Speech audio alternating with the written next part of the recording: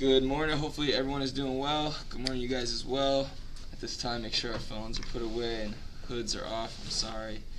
It is morning. Some of you are still asleep. Who's still tired today? It's a cloudy day. I was telling Noah. It's just one of those days where you just want to stay in bed. You know? But you're not. You're here. So hopefully we can have a good day today. Should have known. But you didn't. It's okay though. We'll live. All right, but we're going to have a good day today. We are going to start our next lesson. I'm going to allow you guys to work on that student work for about 5 to 10 minutes, and then we will be back kind of finishing up a little bit of what deals with what we talked about before spring break. Obviously, it's starting a new unit, so be prepared to getting into a new quiz, and then after about 4 lessons, another test with that. But we're starting lesson 20, so make sure you start that reading, start the work, and then we will begin. If you have any questions, let me know. But again, we're starting on that student work. It is due on Thursday as normal. So make sure you're getting that work turned in. There's not a lot of assignments in Bible. You usually have verses, student work, and then quizzes. That's the only weekly grade. So make sure you're doing well in those. Make sure you're turning everything in. Again, we'll be back in about 5-10 minutes to start the lesson today. I'm talking about the day after the feast. What happened after? What did Jesus do? Who doubted him? And we kind of talked about some of it already before spring break, so a little bit of review. Just let me know if you have questions. We'll be back in about 5 to 10 minutes.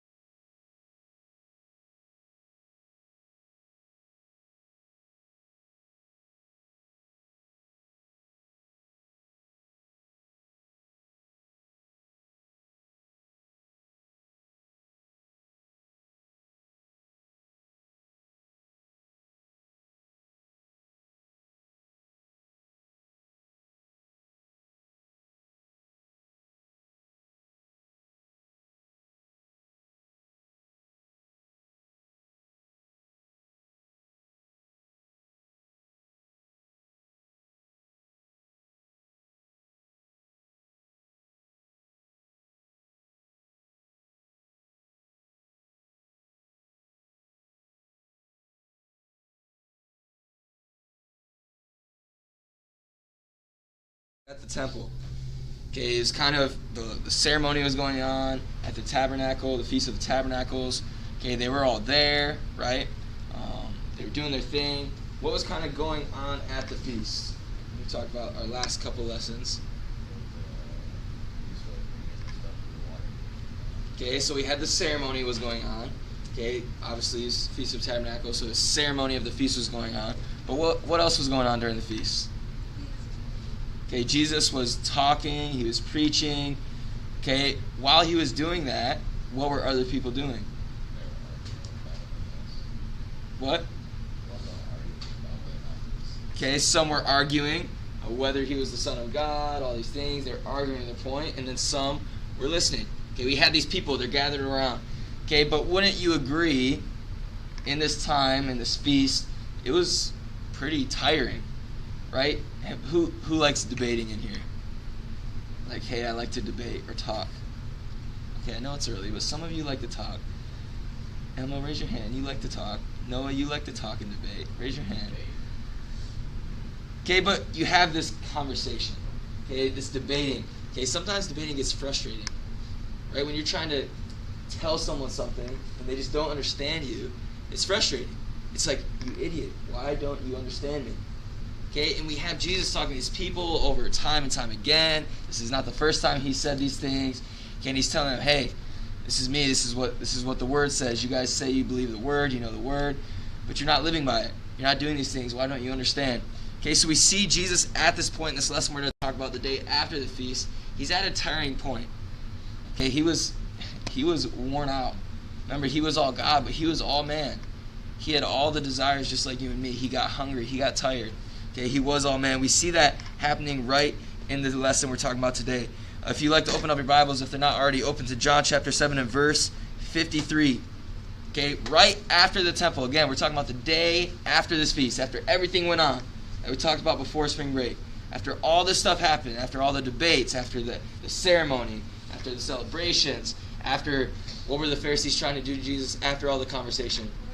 Arrest him or kill him. Some wanted to kill him. Okay, we have all this going on. Okay, right after, in verse 53 in chapter 7, it says, and every man went unto his own house. The party was over. Basically, everyone left. They all went home. Okay, which is going to set us up for our next chapter in John chapter 8, what's going to kind of happen this day after the feast. What happens with Jesus, what he does, and everything going on.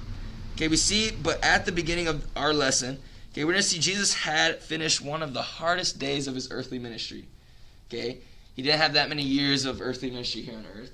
Okay, but we see it was one of the toughest days.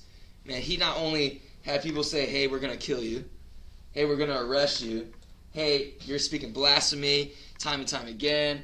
Okay, he was probably, as a human, he was probably just stressed. Remember, he wasn't even going to go to the temple at first. He waited because he knew what was going to happen. He was God. He knew everything that was going to happen. And he was preparing himself. He went, and all these things happened. Imagine if you, in one day, almost got arrested. Who's ever gotten a ticket in here? Anyone? Anyone got a ticket? I actually have gotten one ticket. It hurt my heart. I got a ticket. I was speeding. I got caught in a country road in Michigan. And I was like, you kidding me? Why are you out here? Okay, but it happened. Okay, and I was like, man, this sucks. Okay, getting a ticket, getting something like that, it's a little nerve-wracking. You get pulled over, the cops behind you, it's like, I know what I did. Just give me a ticket and leave me alone. But then they have to talk to you, and it's like, ugh. Okay, not only was he threatened to be arrested, he was threatened to be killed. Imagine if you had random people come up to you. Maybe you just started talking at first. You're like, oh, yeah, we do this. Oh, what's your name? Oh, okay, nice to meet you. Oh, I'm going to kill you. It's like, what? What'd you say? Okay, I'm leaving now. You know what I'm saying, though? This happened to Jesus. These people are like, we're going to kill you. Hey, you're speaking blasphemy. They started yelling at him. I'm sure they were swearing at him. Okay, saying, you're a liar. Okay, no one likes to be a liar. And all these people did and said all these things about Jesus. He had a long day at the Feast of the Tabernacles. So we see he's tired. He went through all these things. Throughout his throughout this time of ministry up to this point, he had been attacked, abused, accused of everything from deception to demon possession. They said he was a fraud. And at last, the night fell. The feast was over.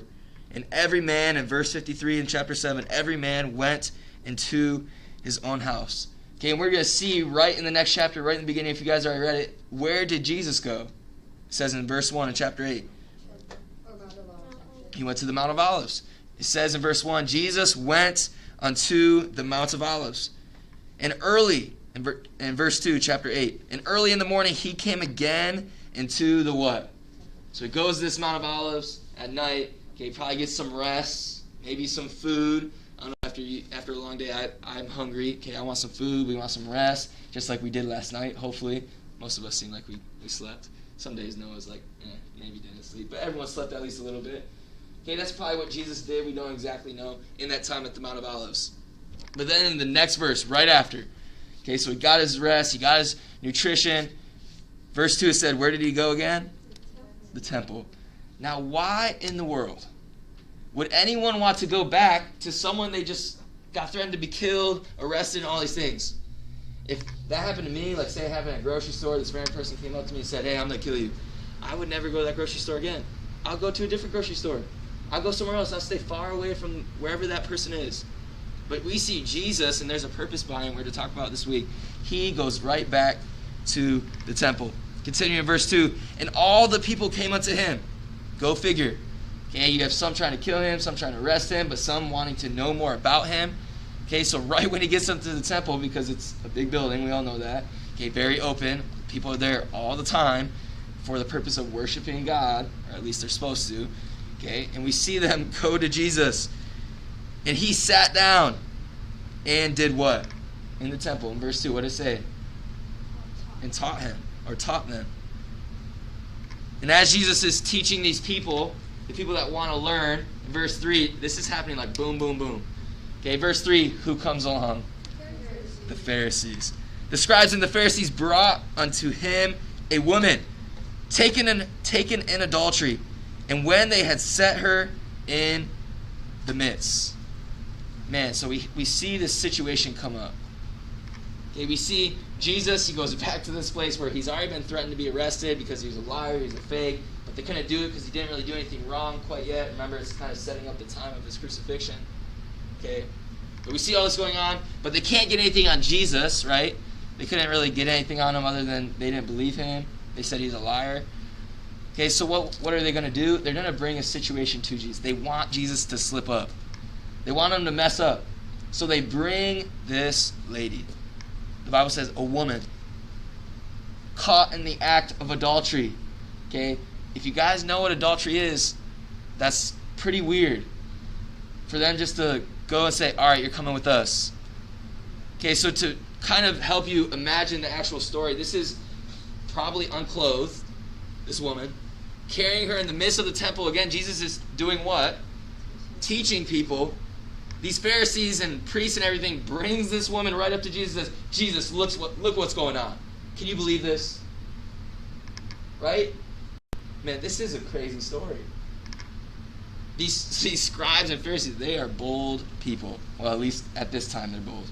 We saw that they have not been bold before. Okay, and they bring this woman in verse 3. In verse 4, they say unto him, Master. Okay, now they're respecting him a little bit. You know how people are just like suck up sometimes? Like, okay, we can't beat you, so like we want you on our side. If you're really the Son of God, we want you on our side, Jesus. Duh. Okay, so that Master, oh wise one. This woman was taken in adultery. In the very act. Verse 5, now Moses in the law commanded us that such should be stoned. But what sayest thou? Again, I told you, the Pharisees came to him trying to get him to do what? Mess up. They wanted Jesus to mess up. They're trying to pressure him into a situation. What are you going to do, Jesus? If you're truly God, you're supposed to be all loving, but you're supposed to judge all. Judgment is yours. Okay, what are you going to do? In Moses, in the Old Testament, the scriptures that the Pharisees were supposed to say said they're supposed to be stoned for this. So what sayest thou? They're trying to get him to slip up. We see first in the wisdom of Christ in this verse, we see the test. The test. Jesus was presented with a problem in this verse. Okay, remember, he's coming from one of the hardest days he's had in his ministry. At the feast, everything going on. Okay, he goes and gets rest. Okay, we don't know exactly what he did, but we know where he went, the Mount of Olives. Okay, he probably ate some food. We don't really know. Okay, but we see what happened right after the next morning. Okay, the Pharisees come back. Okay, we see all this going on. The Pharisees had a plan, and now it's in action. The word tempting in verse 6. Verse 6 says this. This they said, tempting him, that they might have to accuse him. But Jesus stooped down and with his finger wrote on the ground, as though he heard them not. Again, we have a crowd of people already, right? In this passage, he's teaching people. Now, these scribes and Pharisees, they like to go in packs, okay, when they do these things. It's like a little clique. So they're going to Jesus. Oh, Jesus, look what we have. Not just one, probably maybe 5 or 6. That's my assumption. That's Mr. Coral made up theology. Okay, I assume like 5 or 6 guys are there. They bring this woman, which is just weird in the first place. Okay, they bring this woman to Jesus. Hey, Jesus, this lady's supposed to be stoned because she was caught in the act. We took her in the act. She should be stoned. What sayest thou? And we see in verse 6 a very important word, certainly in English. Okay, this they said, tempting him. Tempting him. The word tempting literally means trying or testing, trying to get him to slip up.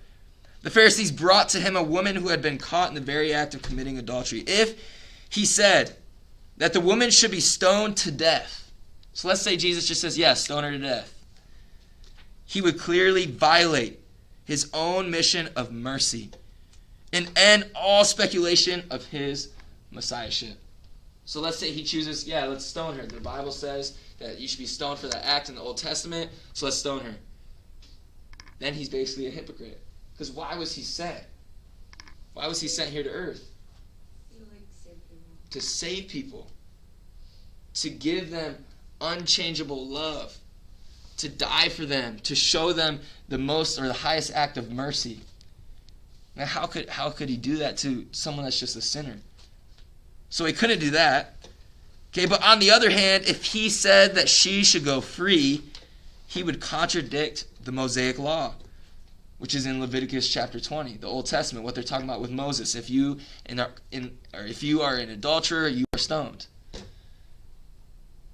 And obviously he couldn't do that. Therefore, he would be accused of sin. If he said to not stone her and let her go free, he'd be accused of sin. And if Jesus sinned, or was considered a sin, then he also can't be the Messiah. They're trying to disprove his deity. The Pharisees thought that they had him. They're like, we got him this time. We're taking him in, boys. Okay, you guys ever seen the meme where it's like, we got him, and like the cops break the door and it comes down? You guys seen that before? I'm sure most of you have. Okay, it's like, I don't know how it goes. There's a tune. Okay, but that's what they're thinking. We got him. Okay, but we see our next thing, the wisdom of Christ. We saw the test. We see everything going on, the situation that's coming to Christ with all these people watching. Okay, there's a lot of witnesses. He was teaching the people in the temple, and we see Christ's answer in verses 6 to 8. Okay, first, we already saw the first part. What did he do right after they tempted him? The Bible says in verse 6, he started doing what? Writing in the ground with his finger. Okay, he didn't speak. The Bible says to be slow to what? Slow to anger. Now, if someone came to you and brought something, man, wouldn't you just want to say something right away? Isn't that the easiest thing? And that's me. Someone says something I don't like, I just want to say something right away. Like, you idiot. Okay, or someone says something I like, then I just want to chirp right in. You want your words to be heard. But Jesus, being as wise as he is, talking about his wisdom, he did not respond right away. Okay, he's going to show them something. And let's read in verse 7 and 8. So when they continued asking him, again, they're pushing him, saying, hey, Jesus, what would you do? What would you do? He lifted up himself and said unto them, after writing in the ground, he that is without sin among you, let him first cast a stone at her. Man. He that is without sin among you, let him first cast a stone at her. In verse 8, and again he stooped down and wrote on the ground. We see Christ's answer. Okay, Christ showed divine wisdom as he answered the Pharisees. First, he acted nonchalant is the word. he acted as if they weren't doing anything, right? They come up and they're like, Jesus, look at this. Remember, there's literally a lady that was caught in adultery. So like, awkward. Okay, what does he do? He literally goes like this. Not paying attention to them at all. Basically saying, I already know the answer, but I'm going to do this. Not giving them the attention that they want. Not showing an act of confusion, again, what they want. Okay, he gives them a nonchalant action. He even, the Bible says multiple times, stooped down. He went to the ground and wrote on the ground as though he was unconcerned about the whole thing. He was unconcerned about the Pharisees. He was unconcerned about the woman. He was not like, oh my goodness, what are you guys doing? He was unconcerned. The Bible says he stooped down. Okay, he was unconcerned with this whole situation. Some believe he was writing the sins of the woman's accusers in the dirt. That's what a lot of people say. Do we know what he wrote in the dirt? No. The Bible doesn't really tell us. But a lot of people assume that he just started writing down the sins of those men. And that's why he said, hey, if any of you that are without sin, you can cast the first stone. He wrote those things in the ground because then they would see and they're like, oh, oops, I'm a sinner too. I've done wrong too. So at one by one, they started walking away. We see that's kind of what's going on in this passage. Again, we don't know exactly what happened, but some people assume he wrote the sins of the accusers. When the Pharisees continued to question him, saying, hey, Jesus, what's your answer? Okay, when they continued to push him and pry him, he finally stood and said, in essence. So again, he ignored them, just slowly in his own time, basically saying, you guys can wait for me. Maybe 5 minutes pass. Hey, Jesus, what's your answer? One more second. Okay, and then he stands up and he's about to say something. We already saw what he said. He that is without sin among you, let him cast the first stone. Okay, the Hebrew method during this time, just to give a little backstory, the Hebrew method of stoning was to push the victim over off the cliff and then to throw boulders down on him. What an extreme action. That was the idea of stoning. We've seen different styles of stoning. Okay, the Bible has shown us through Paul, the Apostle Paul, or Saul that turned into Paul. Okay, that's the Gentile name for him. Okay, we see that happening before. People were stoned. Okay, whether it's casting rocks, we think sometimes maybe it's just like little rocks and they just started pelting them with it. Okay, but really stoning a lot of times in these Bible times, in this Hebrew time, okay, was someone would be pushed off a little cliff. Okay, obviously not to their death. They didn't want them to die so easily. And they would take large rocks. Sometimes rocks they couldn't throw. And they would literally push them off the cliff. Okay, where it wasn't just like little bruises and it might knock you out, where it was like crushing you. If it hit you, it crushed part of your body. That's what they're trying to put this woman through. Okay, this is what would happen. This extreme action of sin, of adultery, showed what God thinks of that particular sin. Okay, again, all the Bible is inspired by who? Given to men by God. Even the Old Testament. Okay, the laws of Leviticus, that was given by God to the people. Hey, these sins, they have to be punished by this. Okay, we see this going on. Okay, but note that the law required the stoning of both the man and the woman who committed the adulterous act. Who did the Pharisees bring to Jesus? A woman. Now, if these Pharisees were truly just and were there for a real reason, again, it takes basically, like we always say, two to tango, right? When someone messes up, it's like, I didn't do anything. It wasn't me. I always tell them, 7th and 8th graders, okay, it takes two to tango, guys. Okay, you're both messing around. It's both of you. Okay, why didn't the Pharisees bring both of them? If they truly wanted justice for this act, no. See, they didn't bring the woman for true justification. The only purpose they brought her to Jesus was to try to get him to mess up. And Jesus knew that, being all-knowing. Okay, why wouldn't they bring both? Remember, this incident happened in front of who? People Jesus was teaching. He was sitting in the temple, the Bible said. He was teaching these people. All this stuff is going on in front of everyone. He's got a crowd watching. We're almost done. Okay, Jesus had been in the middle of delivering a lesson or a sermon to the people. We saw that in verse 2. When the Pharisees had interrupted him, the audience was listening in on the Pharisees as they baited Christ.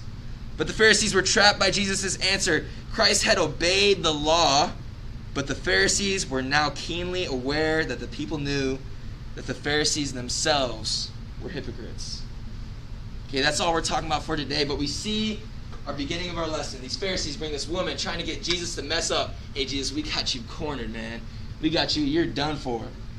But we see, because Jesus being, again, wise, all-knowing, all-powerful, he turned something that they thought he had no chance of getting out of into showing the people who were the real deceivers, who were the real liars, the real hypocrites. And did Jesus just say, hey, people, look at them. They're hypocrites. Did he say anything like that? No. All he did, and we don't know exactly what he said, all he did was put his finger into the ground and wrote down something. And all the people witnessed it. Okay, which of the Pharisees would dare to cast the first stone? What matchless wisdom Christ showed here. No one could trap him because Christ, being all God, is all knowing.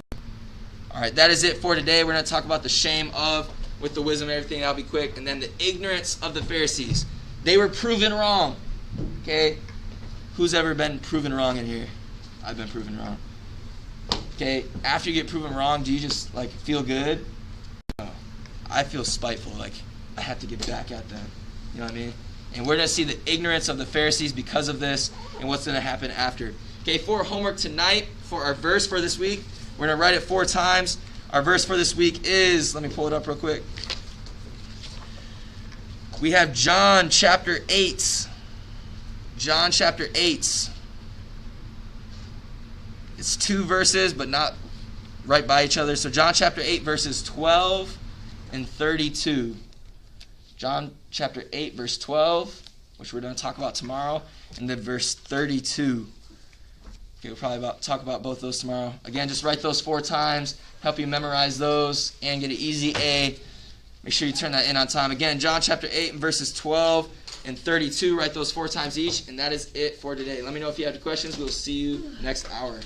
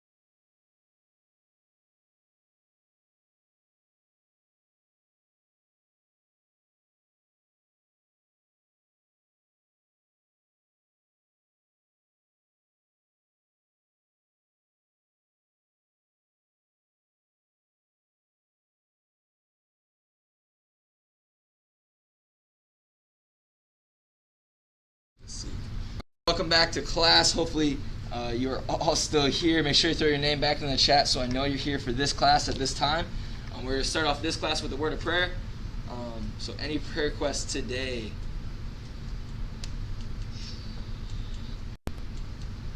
All right. So again, just pray, obviously, for the school. We're coming up at the end of the year for seniors to finish strong. Hopefully most of you guys have plans after, whether it's just a job, college, whatever it may be, to finish strong and not to tune out. So pray for the seniors. Also pray for the seniors. Are you guys still trying to do like a little trip? Yay, nay? Maybe? No? Just splitting the money. Selfish people. But it's okay, I understand. Money is important. So just pray for that. Hopefully you guys can raise a little bit more money, obviously, for, again, college or anything you guys have planning.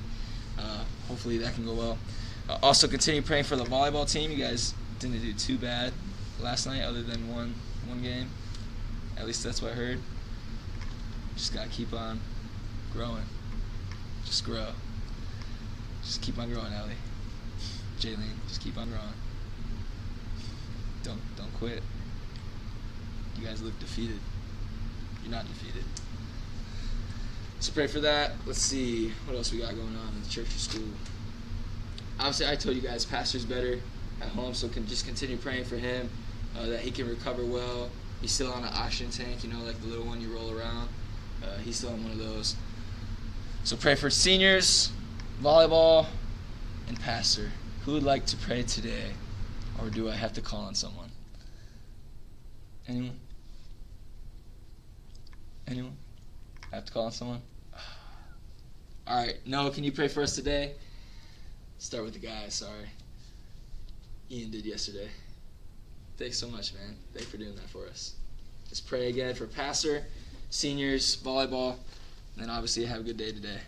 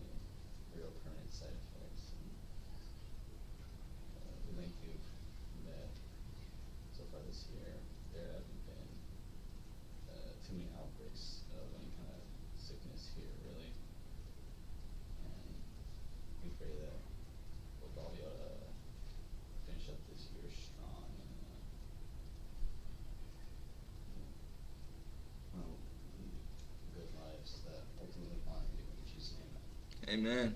All right, thank you, Noah, for doing that. We're going to start the lesson again, chapter 6. We had a test before spring break, so it kind of worked out perfect for this class. Okay, what are we talking about this chapter, students? As you guys should have read at least a little bit.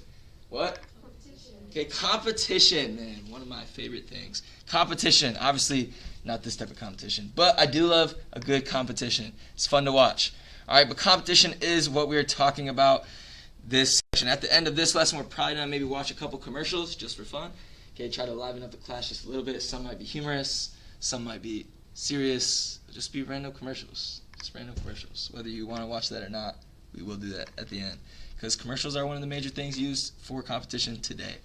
Certainly Super Bowl commercials. We're going to say how much they spend on each of those commercials. It's kind of crazy. All right, but note number 1. Okay, talking about this competition in economics. Okay, people have an inborn desire, right? We as people have a desire to improve their situation. We all want to have our situation to be better. Okay, so this human tendency to excel and achieve also applies to economics. Okay, just like most of you, I dare say all of you, I hope all of you, okay, want to get the best grade you can in every single class. Okay, why? It's not because you love school, most of you. Okay, one, for some of you, it might be, I don't want to fail. For some of you, maybe it's like, hey, I want my grades to be high enough so a college can see them and be like, hey, maybe we'll give you a scholarship or something. You know what I mean? Okay, you might have your own reasons. Okay, but it is still a type of competition, whether it's you not failing or failing. Okay, whether it's, hey, I'm trying to beat someone else so I can get salutatorian and valedictorian, or hey, I'm trying to get a scholarship so I have to compete with everyone in the whole country to get the scholarship over them. Okay, there are different things that we have in our life as a worker. Some of us work in here. Emma, Ian, I know you guys work. Some of you other work. I think Grace, you babysit, right? Or you work sometimes. Okay, Ellie, you work, right? You work? Yeah. Okay, some others you guys might work. Okay, when you work, no, maybe you don't, but again, I'm just assuming, hopefully. Okay, because this is what I try to do when I work. I don't always do it because we get lazy. Okay, but we try. We try to be the best worker. Okay, sometimes we get rewarded for being the best worker. Some jobs have employee of the week, employee of the month. Some jobs give you a bonus. Say, hey, if you're in sales, you did the best in sales. Here's a bonus for you. Okay, different jobs do that. And as you guys get older and you'll work in different fields, you're going to see that apply as well. There is always a competition base in work. Okay, a lot of jobs, say, like McDonald's and different places like that, their income has been rising. Have you guys seen that before? Because they requested, hey, we deserve more money. So they got a little bit more money, even though most of them do not have an education or anything. So why should they get paid more money to flip patties? Who knows? Okay, but they're getting paid more money. If the income of someone rises, the competition of that job or requirements of the job are going to do what? Rise. Okay, so now you can't just be anybody going into McDonald's. I mean, you still can. I'm just giving it an analogy. Okay, but it might be a little harder. Now I have to be able to flip patties better than Esther. Esther, I'm going to be the best patty flipper that you've ever seen. Okay? But that's how jobs work on a small scale, talking about McDonald's. But that's how jobs work throughout. Okay, some jobs more than others. Some jobs it's easier to get. Not as much competition because they just need workers. Some jobs, there's less workers, depending what field you go in. So you have to have a good resume. You have to have everything really good because the competition for that job is super high. Okay, I don't know a ton about nursing programs throughout the country. Obviously, I know about Pensacola Christian College. I've had a brother graduate from there, and I'm about to have my younger brother's about to graduate from there. But I know a little bit about their nursing program. Okay, their nursing program, just for an example, a ton of colleges have a cap, right, for different degrees. Okay, their nursing program's cap is about 200 students. That means, let's say 1,000 students apply, and they're like, man, I'm smart enough, I had all A's. Let's say every one of those students had all A's. Well, it's then become a competitive atmosphere to get in that program. Because that happened to my older brother. He tried to be a nurse there when they only accepted 100 students. He had all A's and B's, but he did not get in. So then he didn't do it. He ended up going to a different field because he didn't want to miss it again. But that's how it works sometimes. Okay, it is a competitive atmosphere we live in anything. Work, everything. Commercials, grocery stores, food, everything has competition. Fast food. Okay, we all have a list of, hey, my favorite top 5 fast food. Some of you might say In-N-Out. You said you like what, something. Yoshimaya? What is it called? Yoshinoya. That's what it is. I forgot. I've been there only once. I did see it the other day. And I said, Miss Squirrel. Or I said, Hannah, obviously. But like, Michelle likes that place. Yoshinoya. It's okay. It's okay. I'm sorry. It's okay. Maybe the one I had was just okay. It was in Lancaster, so everything's just okay. But everything has competition. Some of us say, hey, those are the worst. Ugh, those are gross. Maybe because of memes we've seen or something. There's competition in everything we have today because of social media, commercials, everything we have. And we're going to talk about that a little bit. In a market economy, again, back a little bit to economics. Economic competition is like a contest among the producers and consumers. Producers are always competing to persuade consumers to buy their product. How do we have people persuade consumers today? Advertisement. Any type of advertisement. Again, you have so many like bloggers and people that sell makeup and hair stuff and everything. Anything you want on social media or anything, people are selling it. If you want something, you could Google it and you would find it. Okay, that's just how it works today. There's so much advertisement for everything across the board, whether it's legal or not legal, it's out there and you can find it. Okay, that's how it works though. People have advertisement. Good, Esther. A way that people do this, again, to attract consumers, to offer them goods that are owed in a price or higher in quality, or both, than the goods offered by other producers. This healthy kind of competition improves the quality of goods and lowers their prices. Okay, so again, fast food is just the easiest thing that I can bring up. Okay, out of McDonald's double cheeseburger and In-N-Out double double, which one is better? Which one's better? In-N-Out double double or McDonald's double cheeseburger? In-N-Out double double. I was hoping certainly you guys being from California would say In-N-Out. Okay, that is probably the obvious choice. Okay, one is better. Okay, which one is cheaper? McDonald's, although the prices are rising very drastically, okay, is still cheaper for just a sandwich. Okay, but we see there's a competition. Obviously, this is just fast food. But in every area where you have to decide quality or price. The quality of something, if you want to make it, man, I want this to be super good, the best thing I've ever had. But the thing is, if you make the quality super high, what happens to the price? It also goes up. So you have to find an equilibrium that we've talked about before of quality and price, where it's good enough where people are like, man, that's the best, but it's not too expensive. We're like, it's the best, but it's too much. Okay, that's like, for me, Five Guys. I think Five Guys is pretty good. It's not my favorite, but it's pretty good. But the thing is, it's not good enough for the price it has. I think it's too expensive. So the quality of the burger, whether the burger is good or not, okay, some people love it, some people don't. Whether it's good or not, the quality of it, to me, drops because of the price. Some people love McDonald's or Taco Bell. Do you think they love McDonald's or Taco Bell because of the quality of the food? Most percentage, no. Okay, that's not why they love those places. They love those places because they're like, man, I can get a quick fill for a cheap price. Okay, so there's a balance of companies trying to fight with advertisement, different things, of quality and price. Clothing. Okay, there's clothing brands that most of us probably couldn't afford because the quality is supposed to be super good, but because the quality is super good, the price is like crazy expensive. There's also brands that's like super cheap. It's like, man, I can get that really easy, but the quality of it, it might only last a year. Okay, for example, for me, shoes growing up, even as a child. I mean, I didn't love them like I do now, but even as a child, I liked shoes. Okay, growing up, there's a basketball player I really liked. He didn't really play too much when I was a kid, but he did play. He kind of retired towards when I started watching basketball more. But Shaquille O'Neal. Does everyone know Shaquille O'Neal? Shaq Diesel, whatever you want to call him. He's super funny. He's huge. Okay, he's a cool guy. Okay, Shaq made these shoes. Okay, they're called the Shaqs. They're sold at Walmart. Okay, now the price of Shaqs were cheap. It was like $20, $30. So me, being, I think I was like 3rd or 4th grade, I saw them at Walmart. I was like, Mom, I gotta have them. They're Shaq shoes. It's Shaq. So I got them. They're white and gray. I got them. I was like, man, these things are awesome. But me being in recess and everything as a child, doing everything, I was just running around all the time. Okay, I thought I was Batman and the Flash as a kid, so I was just running all the time. Okay, messing around, doing whatever. Okay, wearing my blanket cape and running everywhere. Okay, those shoes, guess how long they lasted? The answer is not very long.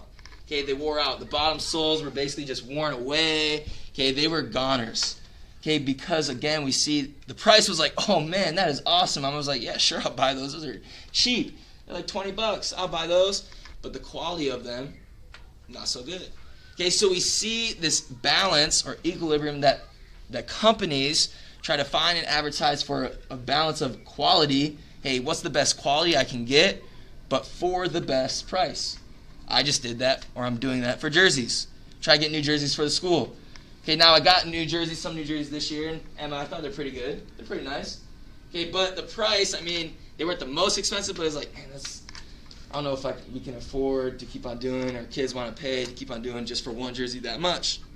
So I had to research, and I think I found something. Hopefully it works out. Okay, I think I found something that the quality is about the same, if not better, but the price is like half the price. Okay, so I would be dumb not to get it. Okay, but we see, again, a contrast of difference of quality and price in the competition of it. Okay, with this, we see opponents of free competition criticize the market economy because they claim that it enriches some people at the expense of others. Is this true? Opponents of free competition criticize the market economy because they claim that it enriches some people at the expense of others. I mean, yeah, it is kind of true. Okay, going back to something that I like. Okay, some of you guys, it seems like Isaac and Ian like them as well, because I always see them with fresh shoes. Okay, Jaylene likes shoes, because I see her with my shoes too. Okay, but I like shoes. Sadly, the shoes I like cost a little bit more money. Okay, and they sell out a lot. So because that happens, now the market for shoes, because it's not how it was even 5 years ago, you don't just buy them at the store anymore. Now everyone buys them, sells them out, and they sell them themselves through different apps, through online, because you have so many different outlets. Okay, now the price of the same quality shoes, the shoes did not get any better. So a shoe that, say, it was sold for $100, the shoe didn't magically get better. Okay, it's the same shoe, but now they charge 3 times the price. The quality did not change, but the price did change. And we see this happening because of this. This is why people get angry. They're like, hey, people are making a ton of money off this, and it's dumb. Okay, why can we do this? Obviously, it'd be taking away freedom of people. Okay, but this happened. Okay, because of this, we do have this old quote by Winston Churchill. Hopefully, you guys know who that is. Very wise man, great speaker in the time of England and World Wars. Okay, he really helped that country out during that time. Okay, but he says this: the inherent vice of capitalism is the unequal sharing of blessings. The inherent virtue of socialism is the equal sharing of miseries. What do you guys think he's trying to say? The inherent vice of capitalism is unequal sharing of blessings. The inherent virtue of socialism is the equal sharing of miseries.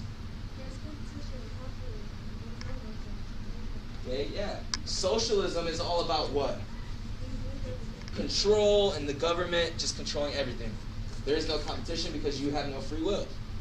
Okay, now with capitalism, there is a free will. Like today, I have a friend that makes a lot of money. He tells me all the time, he's like, Nick, you can make a lot of money if you really want to. I'm like, okay, dude, sure. Okay, but he's honestly right. There is so much opportunity in our country today, so many different jobs that we don't even really think of, that you can make a lot of money.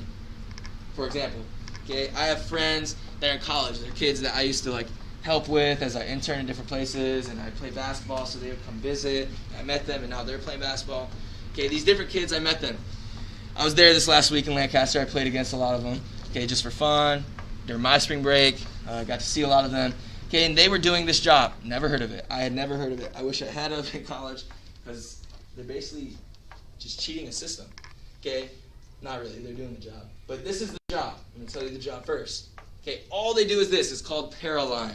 Okay, so they keep their AirPods in their ears, which some of you do all the time anyways. Okay, they keep their AirPods in their ears.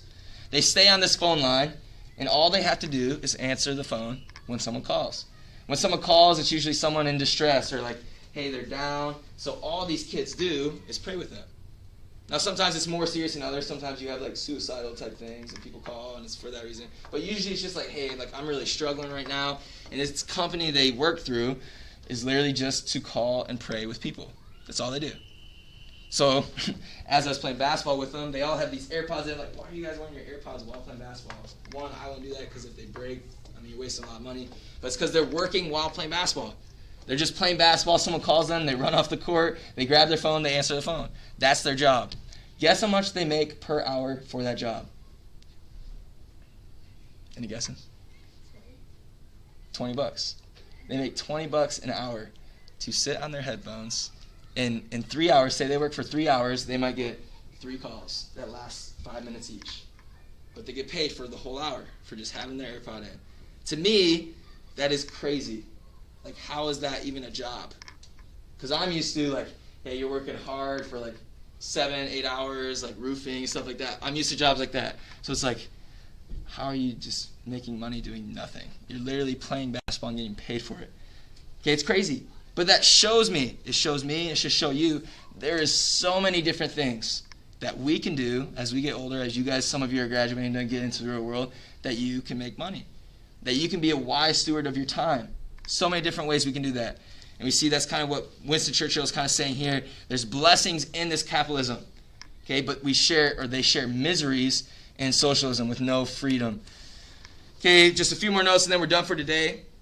The results of competition is better goods and over prices for everybody. That doesn't completely sound right. Yeah, I think so. I don't know why it doesn't sound right, but I'm going to change it.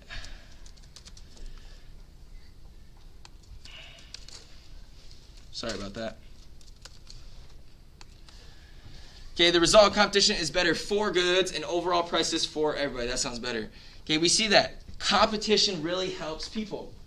Okay, again, let's say we have hot Cheetos. I don't know, just anything at the grocery store that you like buying.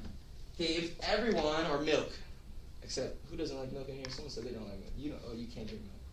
Do you drink milk at all, like almond milk or anything? No, I just hate milk in general.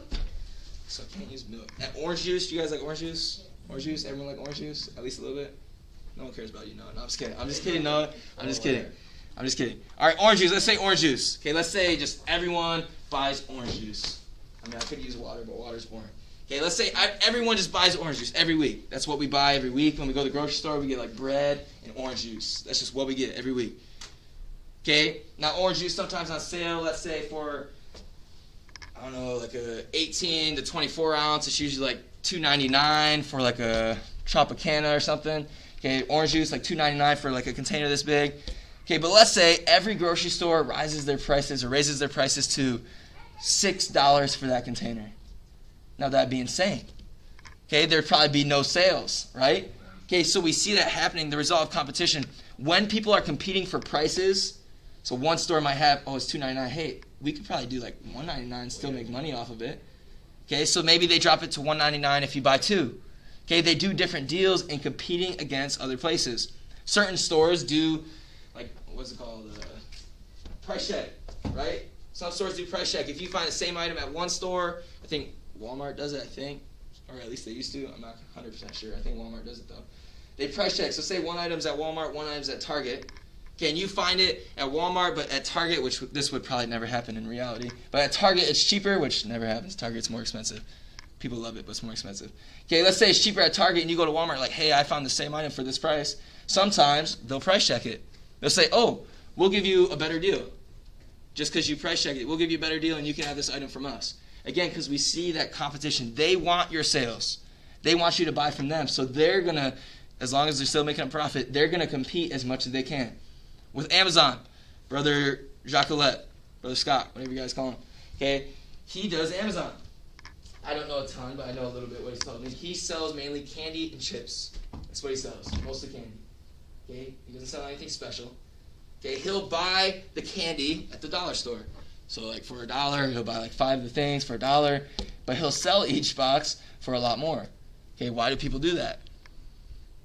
Did the quality of the candy just like, no. Convenience. People are lazy. That's why I figured out. That's why Amazon works. People are lazy. But because the demand was high, on Amazon it's high, people are like, man, I want that, but I don't want to go to the store and get it myself. Or maybe they live in a different country where like we just don't have that. So the demand is high. So they'll pay whatever for it. So because people realized that, they said, hey, we can make money off of it. Okay, so we see this competition on Amazon now. So they say he was selling it for $5 each. He got it for $1. He's making $4. But then, I haven't done this, but let's say I hop on there and I start selling candy. I'm like, he's selling for $5? I can sell for $4 and still make $3. So I'm going to sell for $4. And now Amazon, we see it's super competitive. When we scroll on Amazon, we're trying to find the item we want for the cheapest price. Because there's different prices for those different items. We see that happening. Probably just 2 or 3 more notes, then we're done. Okay, it is better to be relatively poor in an efficient market economy than to be absolutely poor in an inefficient market economy. I think I repeated that. I'm sorry. Let me take that off. I don't know why that did that.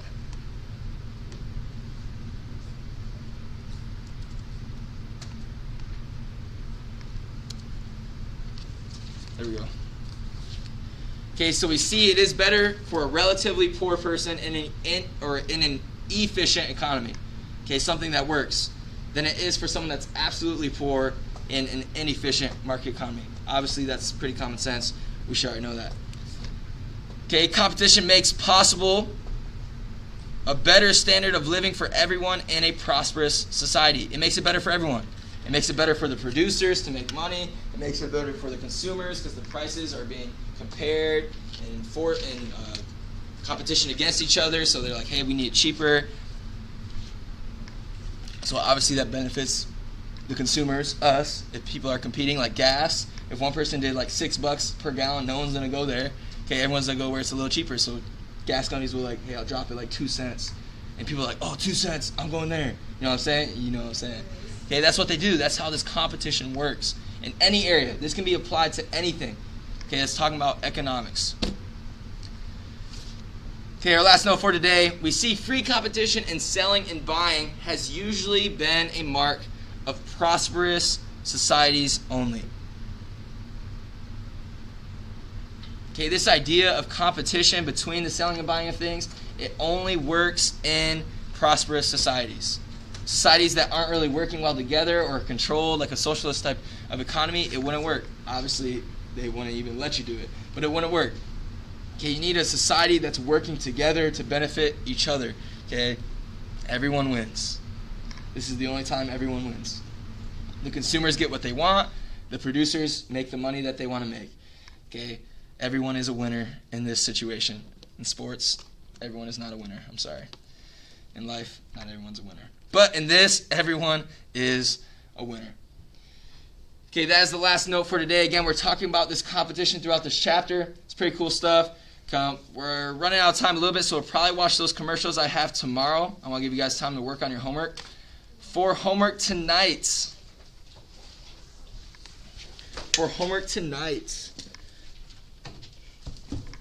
the page number slipped my head, so let me pull it up real quick.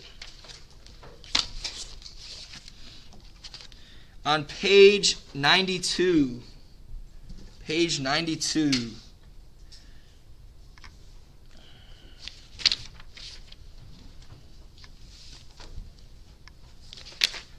consider 6.2 on page 92, questions.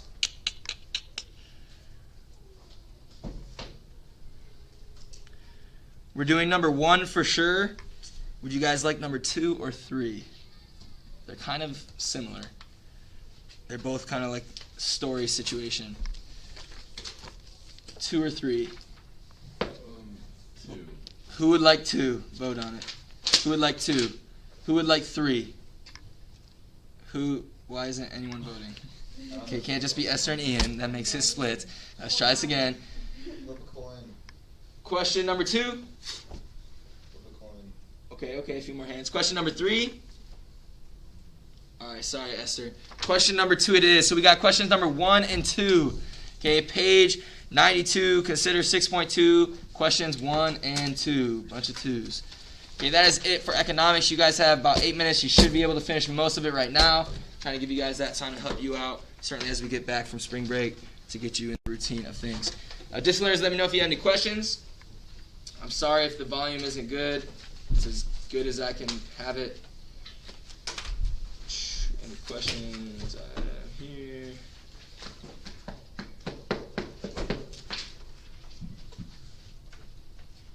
Okay, just questions number 1 and 2. Okay, again, that is it. Again, if you have any questions, just throw it in the chat. I'll still see it, and I'll just answer it through that. But we are done for today. We will see you guys, or talk to you guys tomorrow.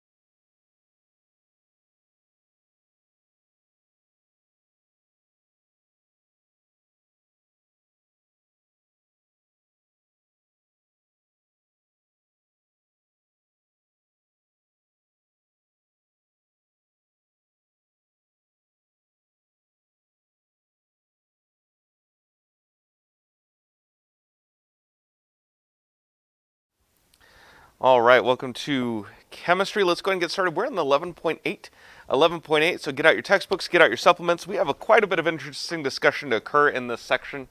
And then just with things going on in general, remind me.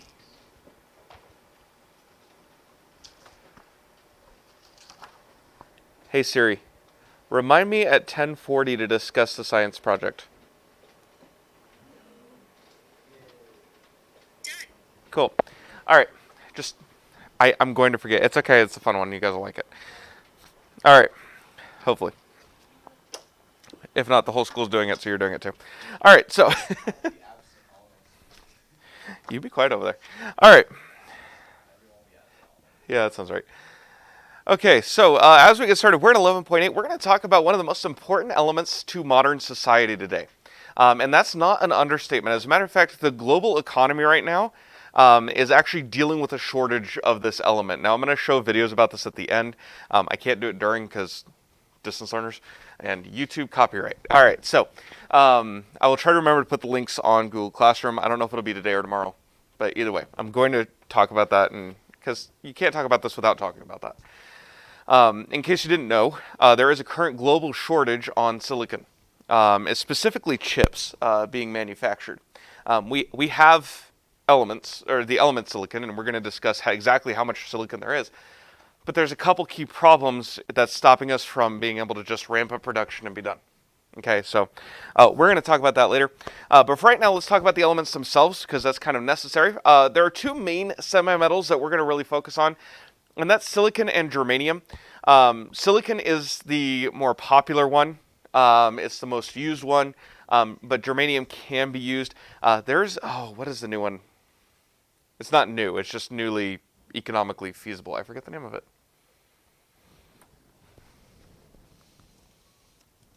Where's my periodic table?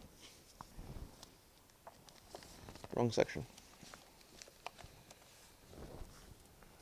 What'd be great is if I could actually find things. Even though if I'm organized, I can't find anything ever.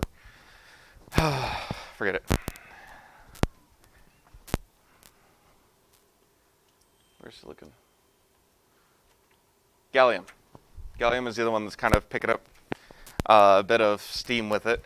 Gallium is more of a metal, but combined with other things, it can be made into a semi-metal because it's so close. So anyway, moving on. We're really focusing on silicon and germanium. Do you see what I mean? Stupid group text. Leave me out of them. I'm okay. Because then when someone else replies, it won't always go back to the original group. So then even though I hit alerts for the group, I'm okay. Distance learners, I just had this conversation with these guys before starting class. So anyway, silicon, we're going to talk about that one first, and then we'll also talk about germanium. But most of our discussion will be on silicon because it's the more used one. Silicon is about 28% of the mass of the Earth's crust. It's actually quite an abundant element.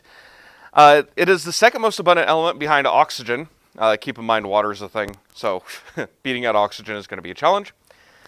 The only problem with it is it does not occur freely, but as silicates, compounds containing materials and silicon-oxygen groups, and the oxide silica.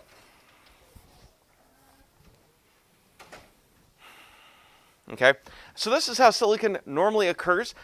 We can mine it, we do mine it, but we're going to go ahead and move on from here. Germanium, on the other hand, is actually not very common. Again, why it's not used as much. Silicon we can get our hands on pretty easy. It occurs primarily as a sulfide along with other metal sulfide ores, so is also recovered from coal ashes. So a lot of times we get germanium as a byproduct of other industrial processes, which is why it's actually used at all. Okay, it's because we have it, we may as well use it. Both silicon and germanium as elements are quite unreactive, which is really useful when you're putting it in electricity. They have a metallic luster, they are brittle, and they have the crystal structure of a diamond. It's the same overall shape on the molecular level. They don't form diamond shapes. Moving on. They are well suited for use in semiconducting devices such as transistors and diodes. And again, that's going to be where a lot of our discussion is because it's their primary use in this. And so the main thing we're going to look at here is semiconducting properties. This is electrical conductivity intermediate between conductors and insulators. All right, so you guys are familiar with conductors. They conduct electricity, okay? Insulators don't. Semiconductors, maybe, okay? It's not actually kind of. It's directional, and that's the important bit. The main thing with, there is more resistance, but that's not actually what we're looking at with these. It's more the issue that we can make it directional so it can never flow backward, okay? Which is really important. For example, a copper wire, if I plugged it to both, or two different devices, and one device sends electricity this way, the other device sends electricity that way, the copper will just try to conduct both, and that's going to be a problem. For example, also coming out of our wall is AC current, okay? And so the copper will just go ahead and let the electrons pulse back and forth, no problem, because that's the whole point of alternating current. It's really efficient for long distance travel. That's why we still use it. That's why it won the format war of the early 1900s. Yep, it started way back then. Format war started with the existence of electricity itself, okay? If you all don't know what I'm talking about, like things like Blu-ray versus HD DVD. Have you heard of HD DVD recently? Or at all? Okay, VHS versus Betamax, if you want to go older. You guys following me? Okay. So there have been format wars throughout all of modern electronics. It started with electricity. So just throwing that out there. But that's the reason why we use AC. But computers specifically, partly because of semiconductors, but they can't have the electrons flowing backward. Okay, they need direct current, like the kind that comes out of a battery. Well, if we had to always use batteries, that would be a problem. Okay, so one of the things that can be done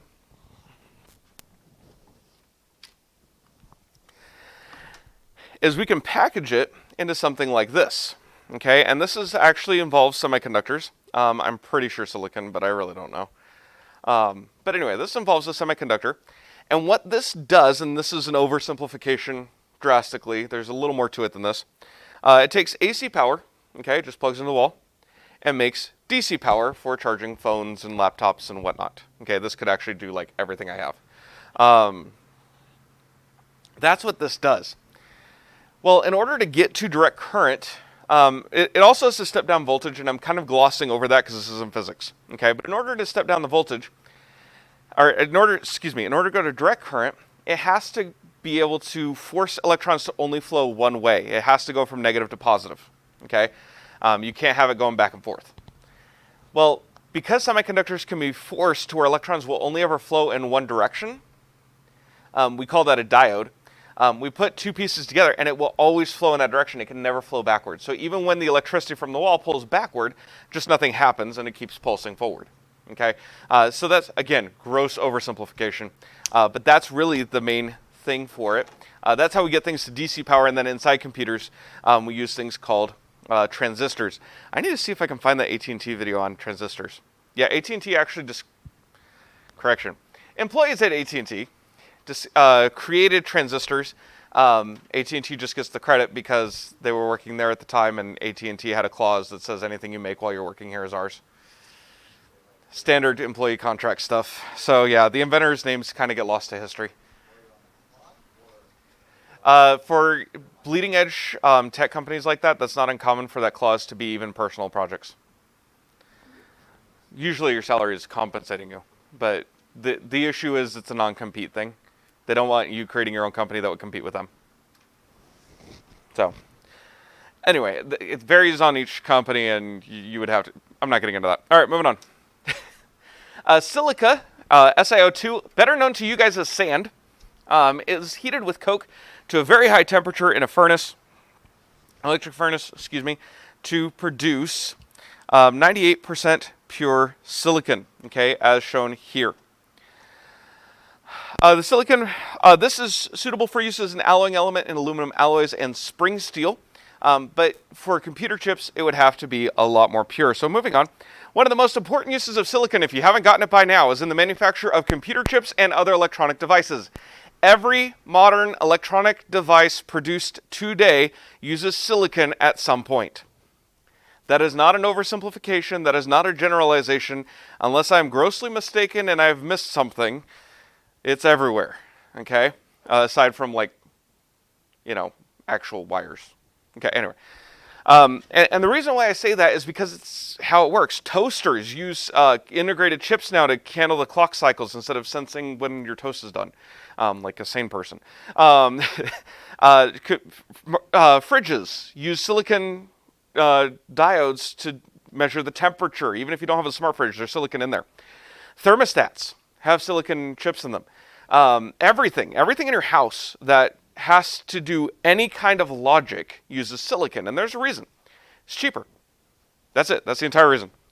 They used to make fridges without silicon. They used to make toasters without silicon. But that involves a whole lot more wires, a whole lot more pieces, and a whole lot of more money. Okay, so everything has silicon in it now. Your printer has to have computer chips in it to actually tell it what to do. Everything here has silicon. Without silicon, this class wouldn't be possible. And I don't just mean the streaming part, although that's definitely a thing. My microphone, my receiver, my webcam, the computer it's running on, obviously, all my screens in here, okay? Your supplements wouldn't be possible without silicon because I wrote it on the computer. Okay, there's no way I was doing this by hand. All right, I would have to write everything on the board otherwise. Okay, so like, no. Just no. Your textbook wouldn't be possible without silicon. So it's not an oversimplification to say modern society depends on one element. Okay, now we're starting to diversify that and everything else, but there's only a few elements that can do the thing. So yeah. Anyway. So this is its primary purpose, and again, what we're going to mostly focus on.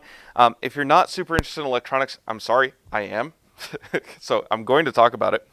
But the issue there, or the issue with that, is that even if you don't care about electronics itself, you depend on them, whether you realize it or not. Okay? Even if you like the idea of smart homes, why, I don't know, but even if you like the idea of smart homes, okay, well, I get why people like the idea. I just work in tech, so I know the security hole. Like, I know that security is a horrible problem with them, so nope. I will always have stupid switches. I will always have, like, give me a regular power strip, give me a regular refrigerator. I don't need other things connected to the internet, okay? Companies get enough data about me. But that's just me. Sorry, sidebar. But yeah, working in the industry, I'm aware of how lax security is coded. But with that, okay, you depend on it daily. Even if you just like air conditioning, you depend on silicon. Even if you just like having a fridge, depends on silicon. Okay, so whether you like it or not, you depend on this thing. So even if you're not an electronics enthusiast, this is something to be paying attention to. And the reason why there's something to be paying attention to is because right now, again, like I said at the beginning, there's a global shortage of it right now. And so we're going to talk about it more as we go. So to be suitable for chip making, silicon must be further purified so that it has impurities at a concentration of less than 1 part per 10 billion. Okay? We have to get silicon insanely pure in order to use it in computer chips, because any impurities would mess up the electrical conductivity of it. It is first reacted with gaseous hydrogen chloride to form trichlorosilane. It's one of those things that's hard to pronounce, which can be purified further by fractional distillation since it is a liquid at room temperature. The SiHCl3 can then be converted to elemental silicon by reacting it with pure hydrogen. This very pure silicon is melted and recrystallized under carefully controlled conditions to form an ultra-pure ingot, which can then be sliced into thin wafers for making computer chips. Now, all that is on page, would help if I could see the page number, page 193. Okay, and I highly recommend looking at page 193, seeing those images. I don't have them on here. So you can see the purified silicon. Notice that they're wearing like near a hazmat suit. Okay, that's not for show. That's not to stage the picture. Unlike one of the videos I intend to show you guys at the end of the section where they're holding a CPU, but they're like wearing gloves and like in a full clean suit. And I'm like, it's a done CPU, man. It's fine. You can just hold the thing. But it looks good on camera. Anyway, it's like, all right, whatever. That wasn't necessary. But when you're holding the wafers, you have to.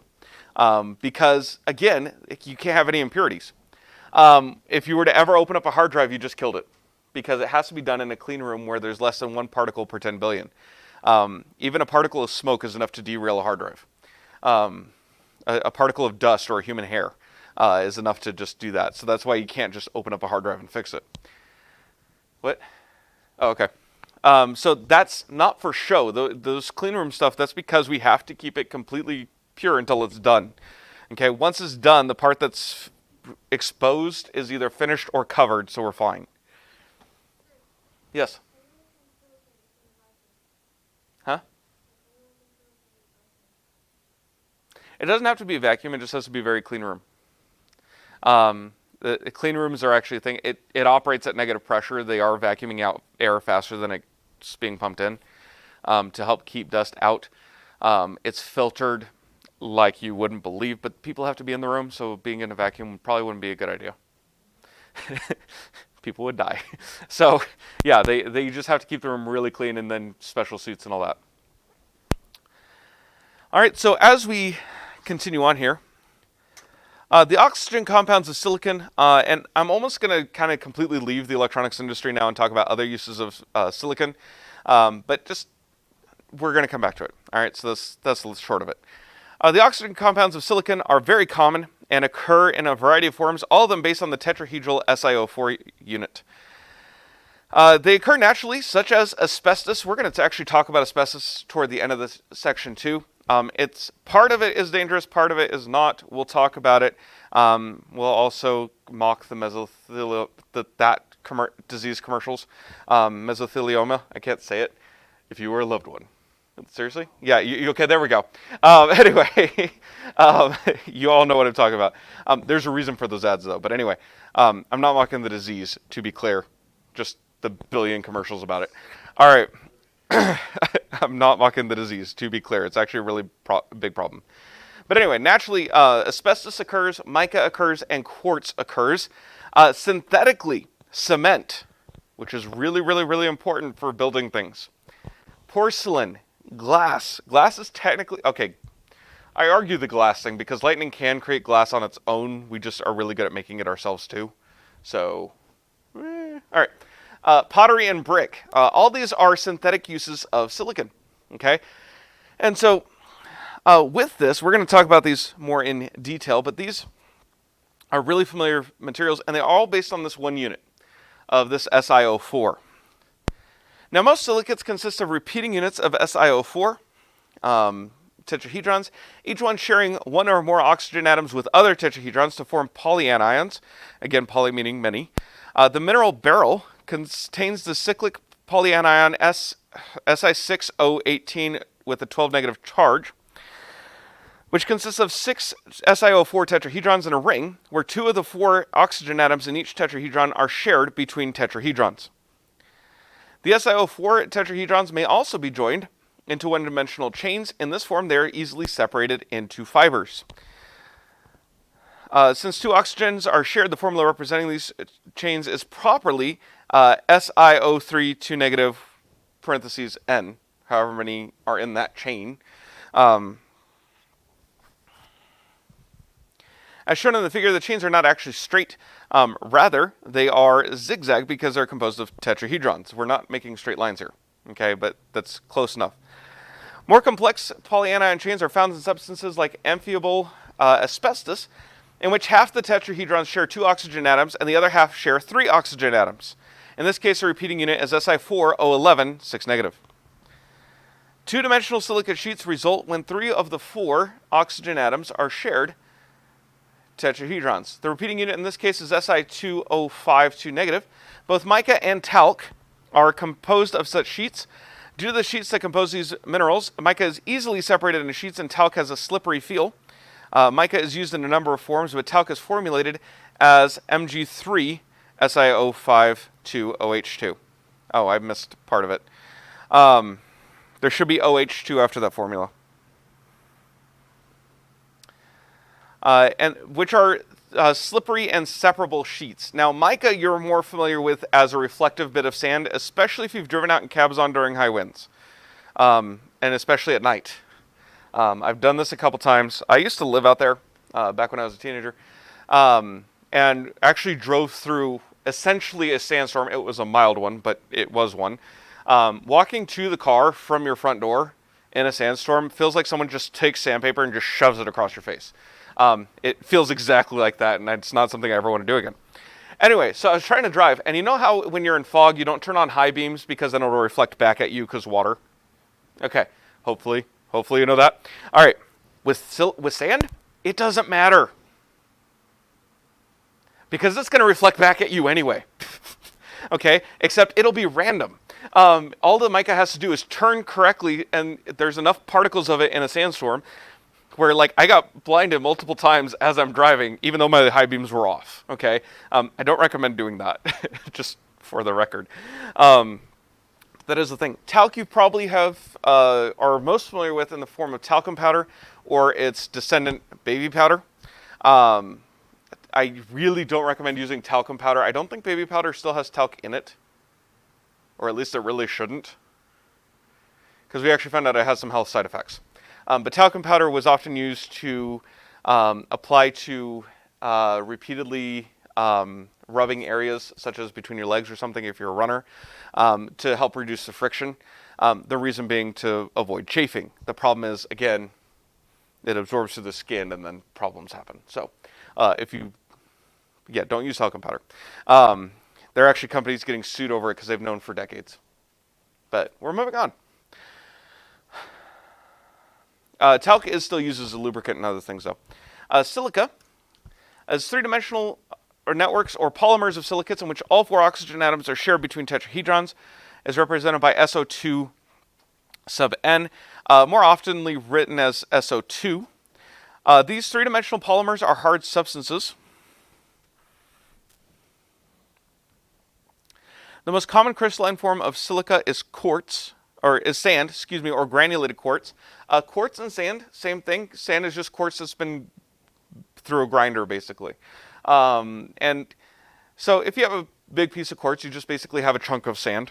Okay, you can't really go back and forth, but you can go forward. Moving on. But quartz is basically silica. Silica can also be found in the form of flint. The gemstones amethyst, opal, agate, and jasper are also composed mostly of silica, but contain other substances that give them those different colors and textures. Silicates in which some of the silicon atoms are replaced by aluminum atoms are known as aluminosilicates and are found in many clays and feldspars. One of the more common uses of silica before modern society with semiconductors, and that's really where I consider the current modern society. We always think there's a problem with using the word modern society, because modern society could mean anything after the Dark Ages or after the invention of electricity. The current era, with our current conveniences with semiconductors and things like that. The main use of that before was glass. Okay, windows were around long before we figured out anything else. So glass is transparent and solid. Let me just start here at the beginning. When silica is melted, it does not return to its crystalline structure when it cools. Rather, it assumes an amorphous or non-crystalline state known as a glass, which is transparent and solid. In some ways, glasses can be thought of as... Whoa. No, that's incorrect. Okay. This book has not been updated since... I don't want to say science has been updated, but that's kind of what happened. I don't know how else to word it. Since we figured out it was wrong, let's put it that way. Okay, this was actually taught to me this way in high school as well. But then we've recent discoveries. So I'm going to read the sentence and then explain why it's wrong. In some ways, glasses is in different types of glass. Okay, that was throwing me off for a second. Glasses can be thought of as liquids whose molecules have been immobilized. They have some of the structural properties of liquids, with such as a fairly random arrangement of molecules, but they're hard and do not flow.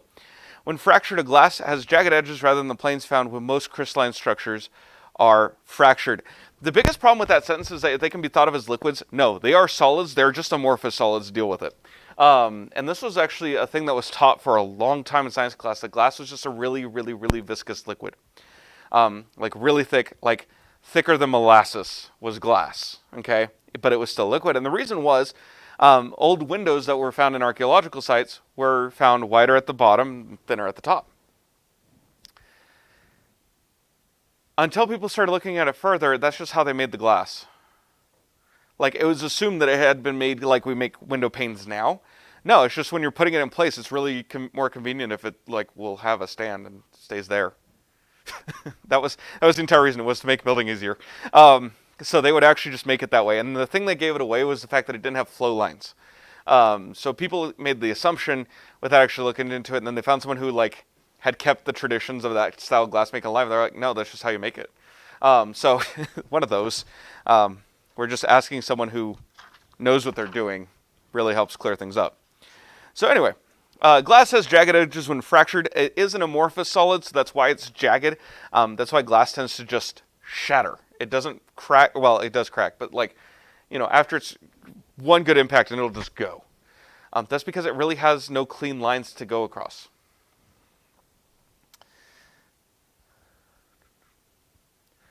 Although glass can be made from pure silica, such as quartz, it is difficult and expensive to do so because the glass produced solidifies at very high temperature, about 1200 degrees Celsius.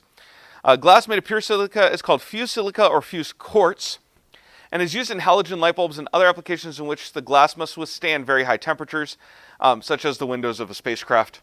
Okay, it's very important that those survive re-entry, for obvious reasons. So anything where we have to have that durability of glass, again, halogen light bulbs, you'll notice that those are much heavier than regular light bulbs. If you have ever had an old spotlight, not the new ones because they're LED, but an old spotlight where the glass on the front is like really heavy, that's what's happening. Is because it's running at high wattage and it has halogen gas in it, it's going to get really hot, and so the glass has to be made from fused quartz, or otherwise it's going to melt. And then you don't have a light bulb anymore. So, kind of have to. But it is expensive to do so. That's why halogen bulbs were so expensive and why everyone is gladly moving on to LED. Just in general.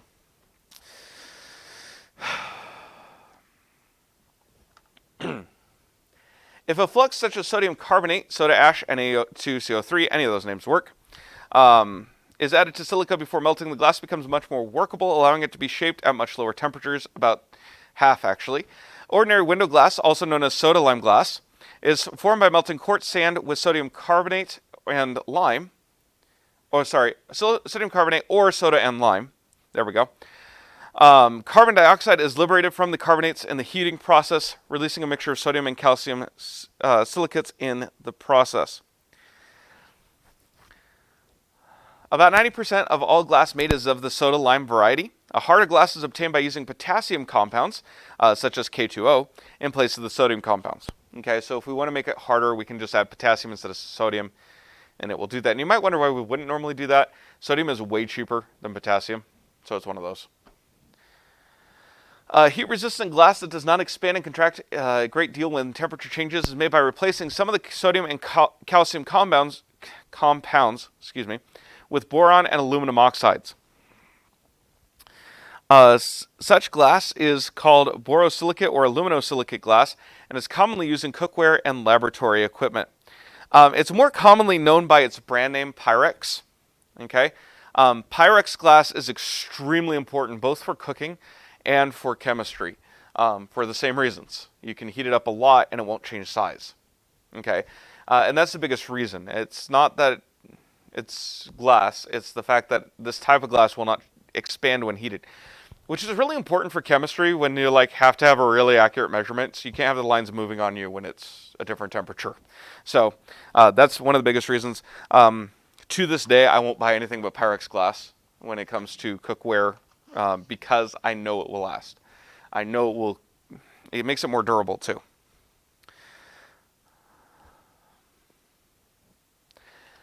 Glass used for cut glass, better known as crystal by common terminology, often contains lead 2 oxide and potassium carbonate in place of the lime and soda. It is also called lead glass or flint glass.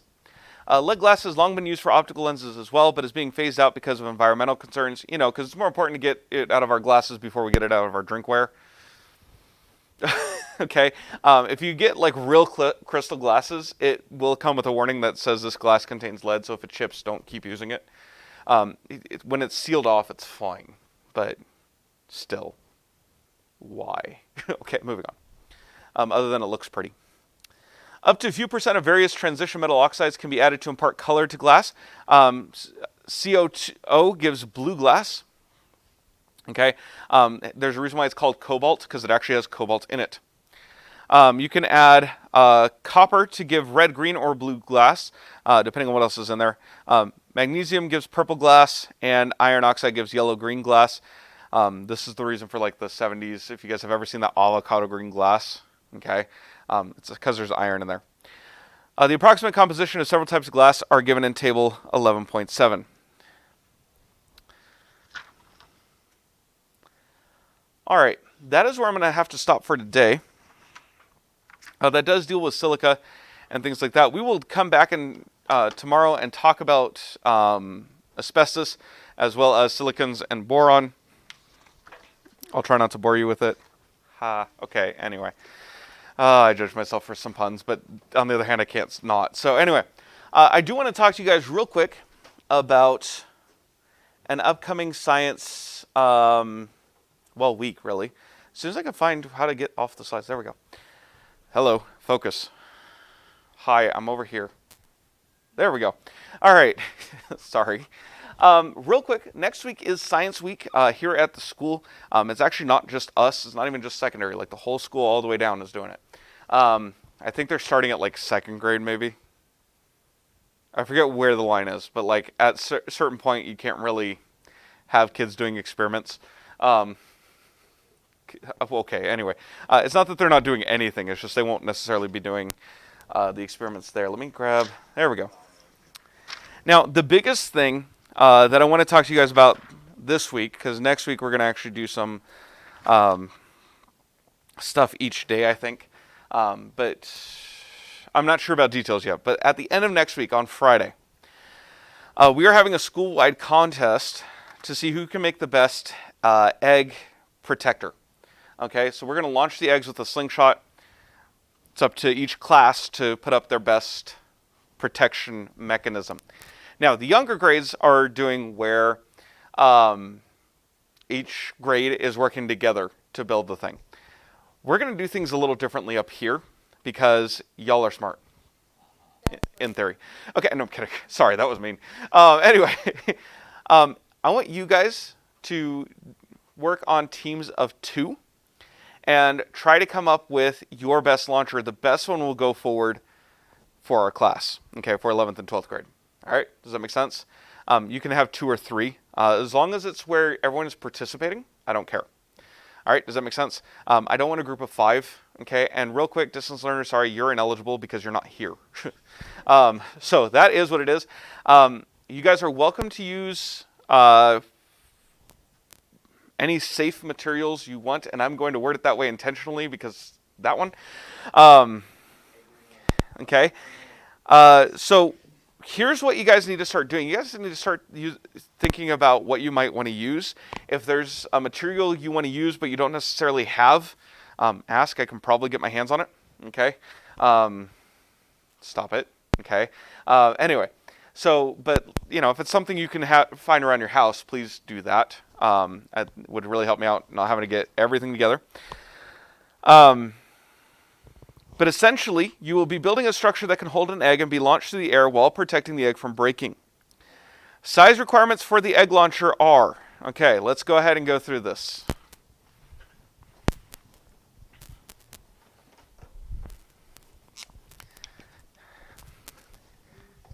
No, goodness. Okay. Max size is 8 by 8 inches, to be clear. Look, there, is that better? All right, I mean, that's a fair question. A non-science person wrote this. Okay. Use this as an opportunity. I'm not supposed to read that part. Egg launchers must be completed by Friday morning, April 23rd. Now, here's what we're going to do in order to... What we're going to do is we're going to test them next week to figure out whose design we want to keep and perfect. Does that make sense? Okay. So next week, we're going to have like mini science experiments to do throughout the week.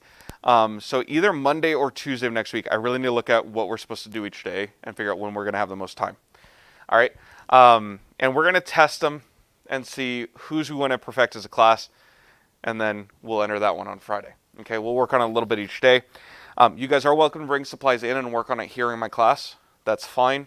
I'll be finishing up this chapter quickly, as much as I can. We'll be finishing up tomorrow. How's that going to work?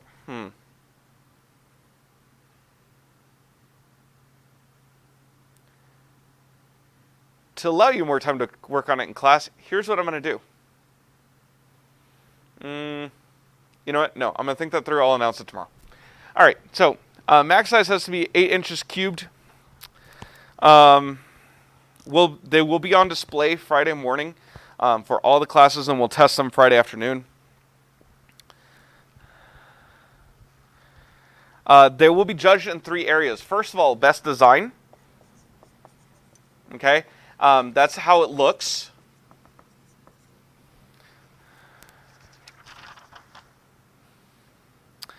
Let me see here. 2 is farthest launch. Whichever one can go the farthest. Okay, so aerodynamics plays a role in here. And then 3, whichever one has the best protection of the egg.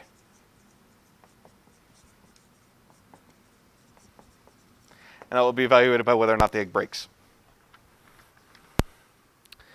Winning class with overall high scores wins $100 for classroom science materials. If you score the highest in an individual category, that class gets an ice cream party. So that's the thing. It's not a big competition, but it is enough to, it has a prize. So it's not just bragging rights. All right. Are there any questions so far? Okay, I will say this. Distance learners can't create their own because a representative from each group has to be here. However, if there is a distance learner who wants to participate and they can communicate with you guys somehow and you guys can consult with each other, that's fine by me. Okay. For example, I see one in the chat who's going, no, I'm not going to be there. So that's fine. You can participate. You just can't obviously be here and see it. So you just coordinate with someone else. All right. So any questions on that? Okay. Are you all big enough to pick your own teams or do I need to pick them for you? You're fine? Okay. As far as grade, it's a participation grade. As far as submit a launcher Monday or Tuesday of next week, basically, it's a free A. It's free A, not free egg. Okay, moving on. No. Yeah, you have to pay $1 per egg. Anyway, that was... They're not even that much. Anyway, I'm kidding. The eggs are included. So I want you guys to start thinking about it. Start thinking about what designs you might do. And then I'll figure this out. Right now, your test is scheduled for Thursday, Friday. So make sure you guys are studying for that. I will give you more updates on that tomorrow because I want to give you guys some time to work on this. So I got to figure that out. All right. Any questions about this or the material? Yeah.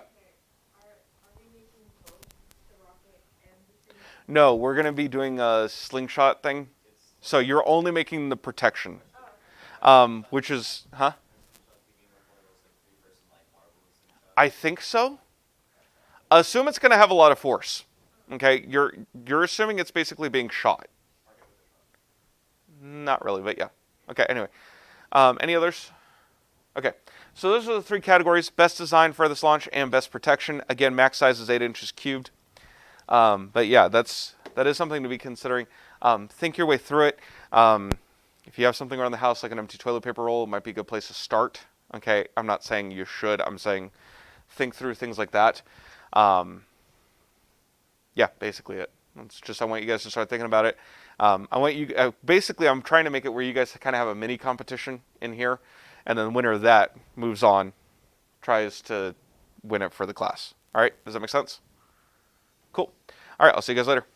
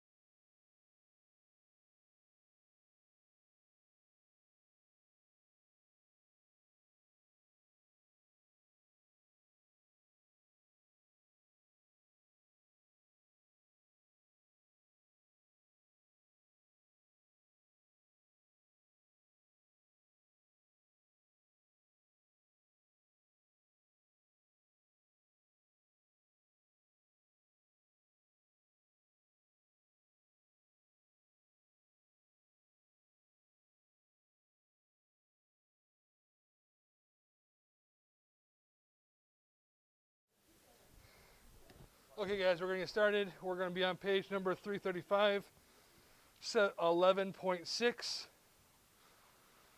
proceeds from bonds.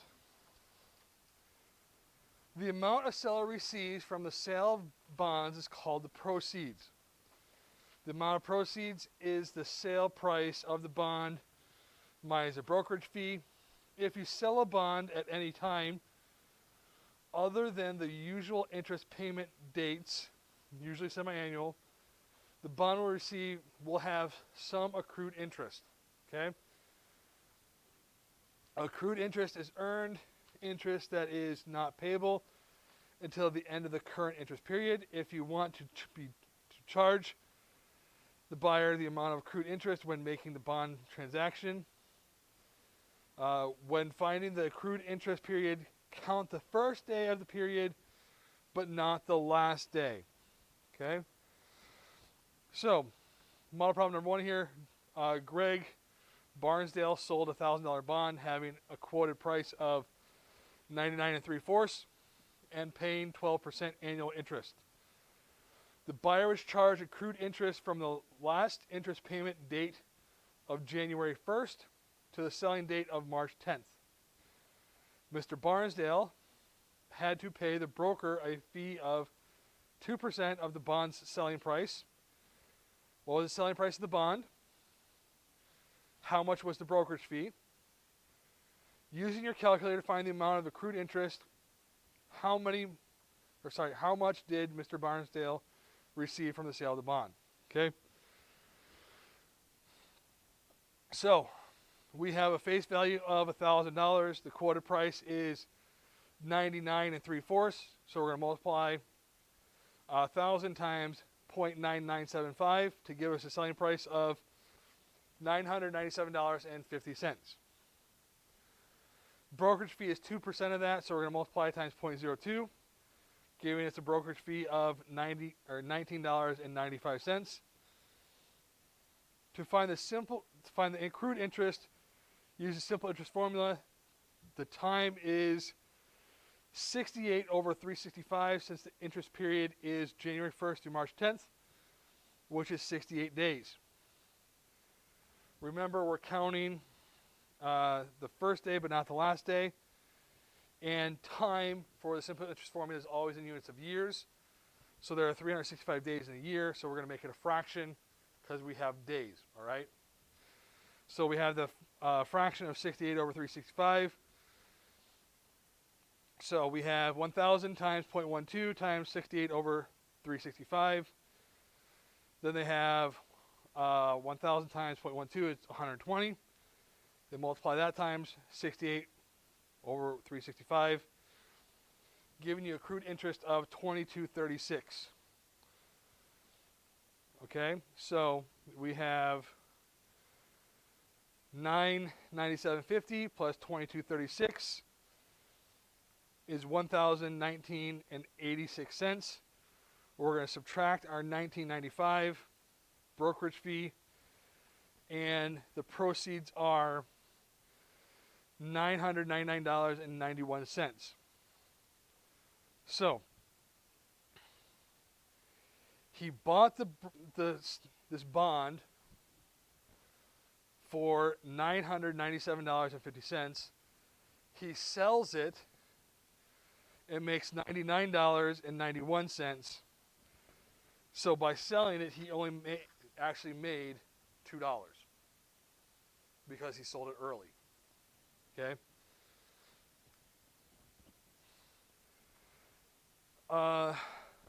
Lois James, problem number 2, sold 9 $1,000 bonds having a quoted price of 101, paying 11.5% annual interest.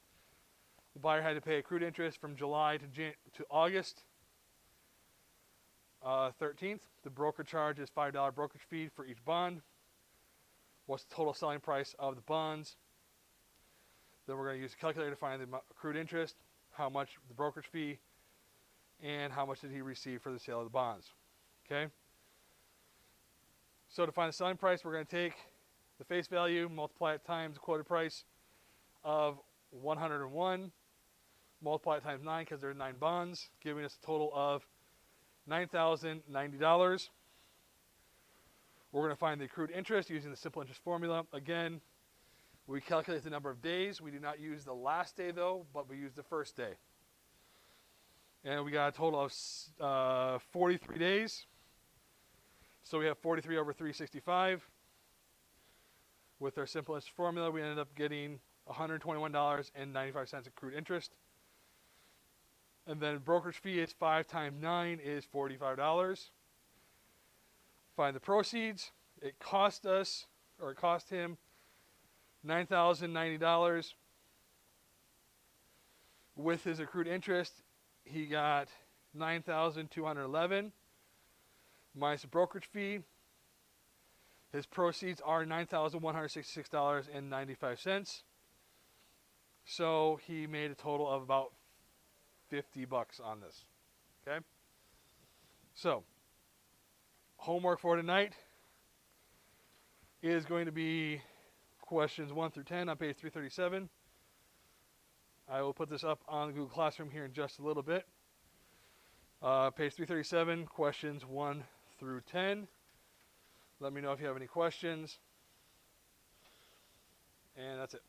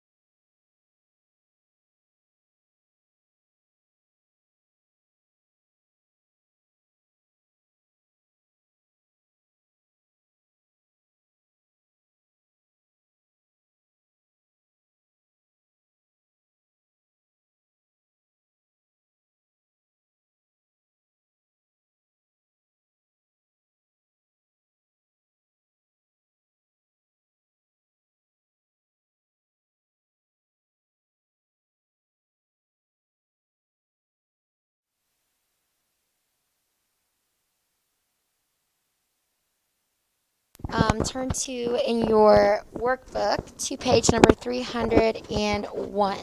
Okay, page 301. We're going to go over our bibliography page, or also known as our works cited page. Okay, so your handbook, page 301. Okay, and it is giving you a sample of what your works cited page is supposed to look like. Okay, so for example, let's say you have 5 sources, okay?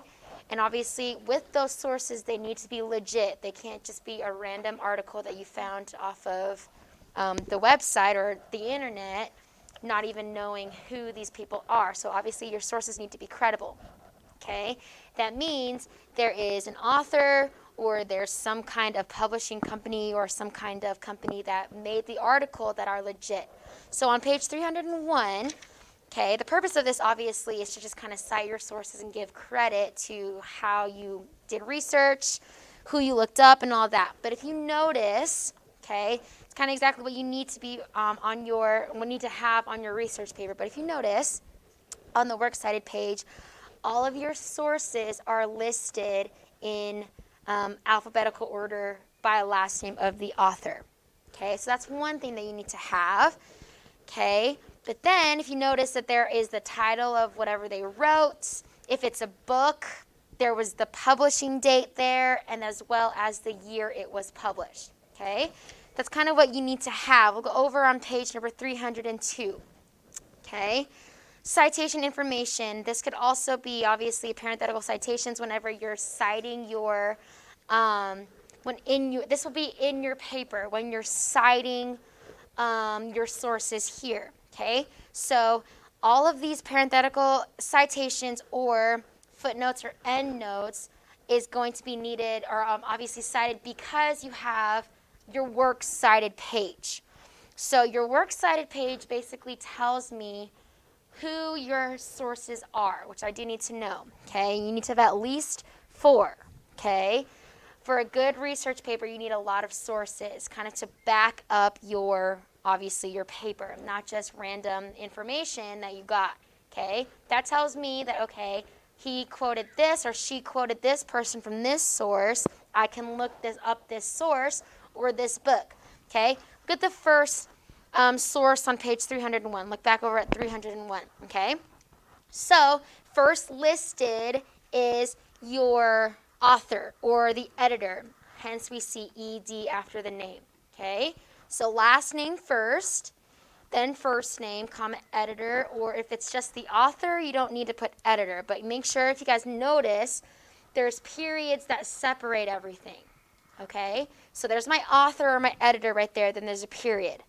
Then it gives me the title. In this case, it tells me a book, okay? Here's why. The title of the book is italicized. So if you were citing maybe a website, it would be the article right there, the title of the article, okay? Then comma, 3rd edition, then notice if it's a book, it is published in New York, then it gives me the publisher, W.W. Norton, 1989, the date that it was published. That's if you were citing a book, okay? So how many of you guys have book sources? None? Okay, well, let's look over. Let me look to see if there is a sample of works citing for, what's it called? Yes, websites. Oh, here we go. Okay, go ahead and turn over to page number 308. Okay, these will give you sample citations of your website. Okay. So PC, then there's N. PC means parenthetical citation. N means footnotes, and then works cited entry. But all of these will kind of give you examples if there's 2 authors, if there's books, if there's an editors, if there's more than 3 articles there, and things like that. But if there is, what's it called? Not paperback edition. That's kind of like what you would do if you had books. But there's also, I know it's in here, newspaper article, professional journal, encyclopedia, electronic sources. Sorry, go to page 317, okay, 317. So this starts with an electronic book online, okay? So just in case you have that, there are examples of books. There's a magazine article online, newspaper article. Look at page 318. Okay, 318. It gives you if there's a newspaper article online. Okay, so notice with your works cited page, the WC on number 29. Okay, if it's an article online, electronic source, still you would have the first and the last name there. Notice how the title of your article is in quotation marks. Okay, if it's something online like from New York Times, you would write the New York Times, the date that it was published, the article it was published, or where you got your source. But also look at letter B, okay, the World Wide Web on page 319, okay? But notice the works cited page underneath number 32, WC, okay? So the main historical societies, everybody see that on page 319, works cited, WC, okay? That's where you would put the article or whatever company published the article, okay? Main historical society, period. Okay, again, they're separated by periods. Okay, the title of the article would go next. Okay, Henry's childhood in Portland, period. Then you would write who was it about, or the author there. Okay, Henry Wadsworth Longfellow, or the title of the, what's it called?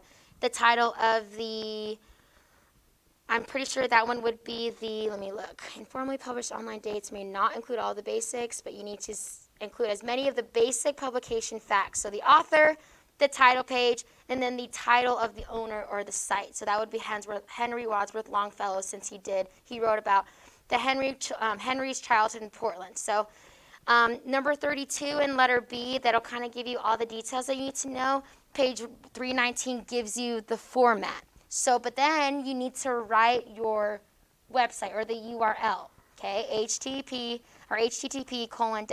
and then whatever website you were on, okay? Then you need to put the date that you accessed the website. Access September 2nd, 2011. Obviously, if you accessed it already, then the first date you accessed it would be April, let's just say you accessed it April 1st. In the parentheses, you would put April 1st, 2021. Okay, so make sure you mark page 319, since it looks like a lot of you, all your sources are online, which is fine. Okay, but I mean, with research papers, you could look at articles, and then in your book, in this book, it kind of gives you different examples of how to do that works cited page. Okay, but keep your finger on page 319, but go ahead and turn back to page 301. Okay. So page 301 is the page that you kind of need to model your works cited page after.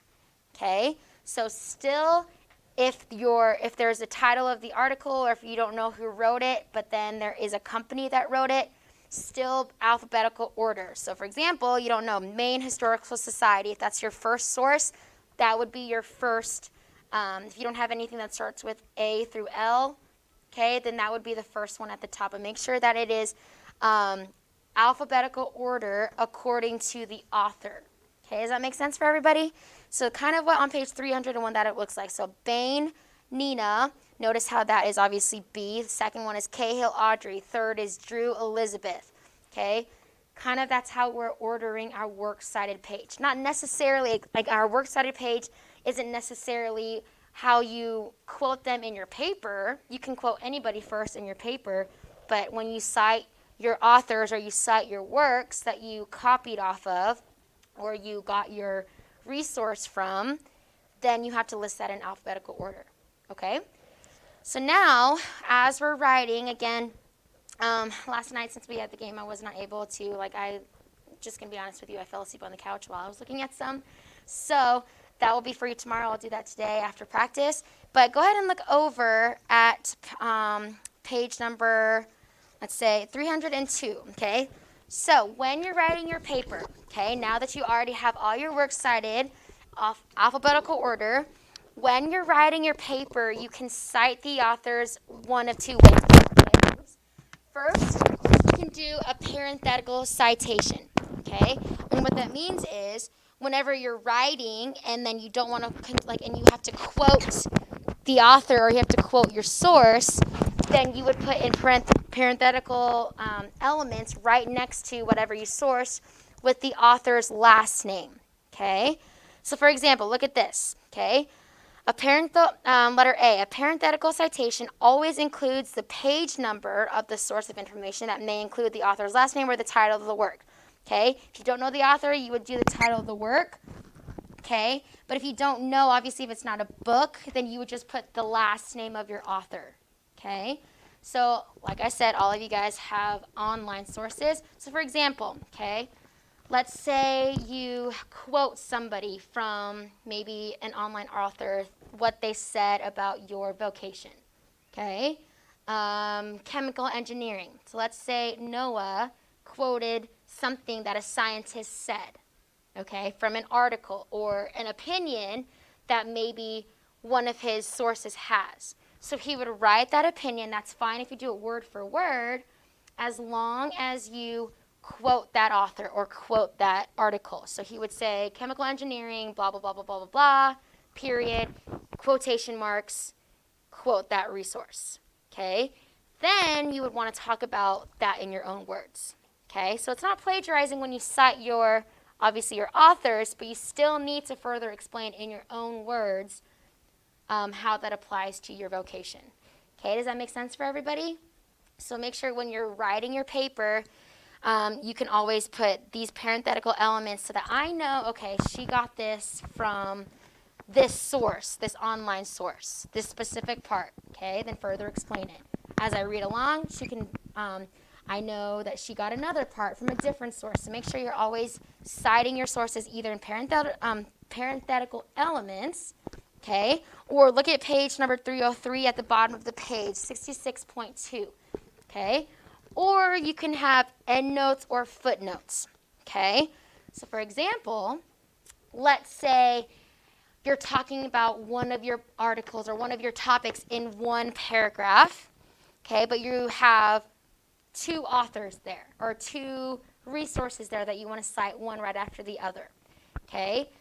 Rather than putting parenthetical elements after one part of the resource and then the second part of the resources, how many of you guys have ever used superscripts?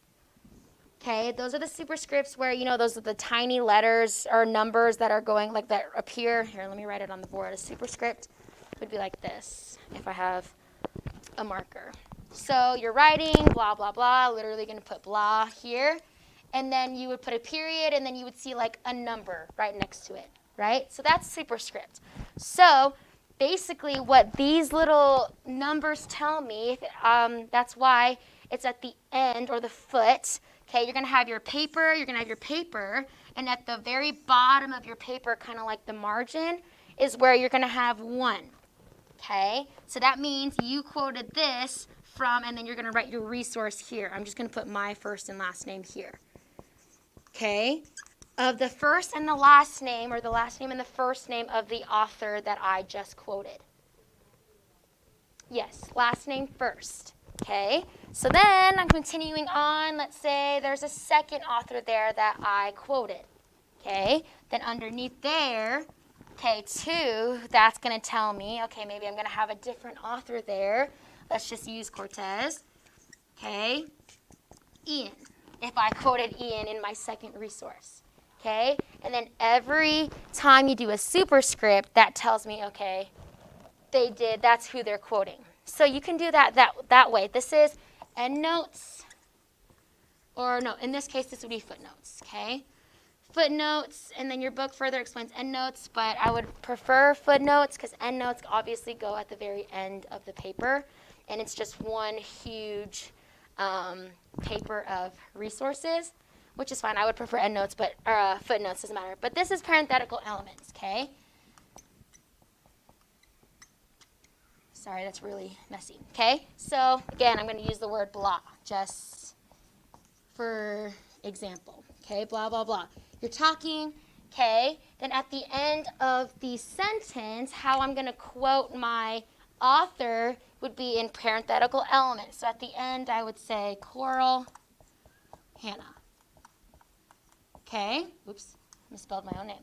Okay, so then that's how I would quote them. And then I can look up on your works cited page if you've cited your works, if you cited your resource correctly, I can tell, okay, she got that from this book. Okay, then you continue on writing the rest of your story. Okay, then you quote somebody else.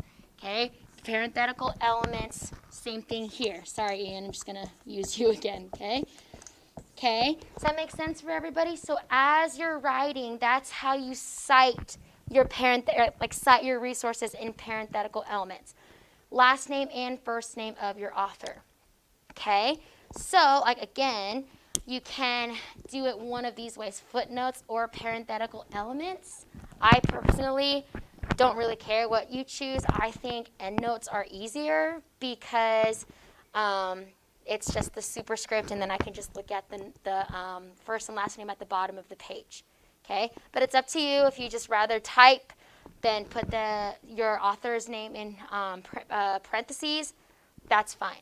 But on page 301 kind of tells you what your works cited page should look like. Okay, are there any questions? So that's something that you can work on. Okay, the works cited page won't obviously be due until the final draft, but make sure that all your sources are in alphabetical order. Okay, it tells me the date that you looked up the article. It gives me the URL, okay, the www, whatever you found it on.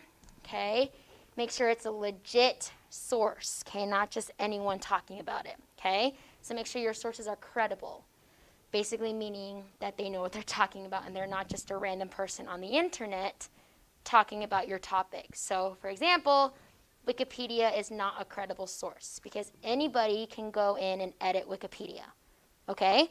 So make sure you find a good source on your vocation, someone maybe that has been a scientist for X amount of years, or someone who is in the industry of being a veterinarian. They have articles and stories of what they've experienced. Okay?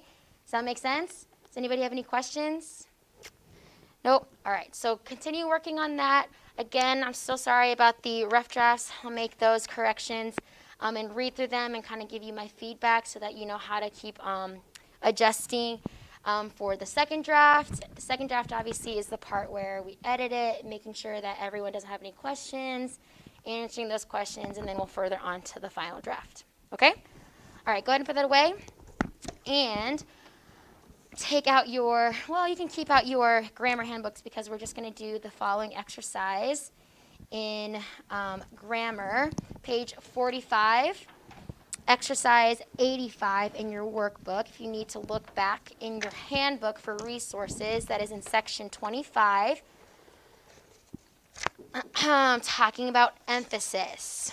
Okay, and that's what we're doing today for grammar is obviously going over the bibliography, and then go ahead and turn to page 45, exercise 85. So this is your homework, so we can do this together so that you guys don't have to take it home today, okay? So this is over your handbook sections 25.1 to 25.7, okay? Rewrite the following sentences, making any changes that may make them more emphatic. Okay, so in this case, number 1, your strength shall be in quietness and in confidence. Okay, you can write this that kind of would change the emphasis. In this sentence, when you say your strength shall be in quietness and confidence, this one is just kind of like a bleh sentence, right? So how can we make this more emphatic? How can we find our strength more emphatic in quietness and in confidence? Okay.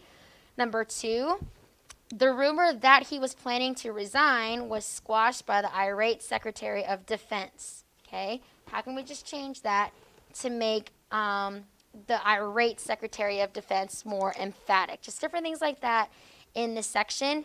Go ahead and start working on that, and then we'll go through them together, okay?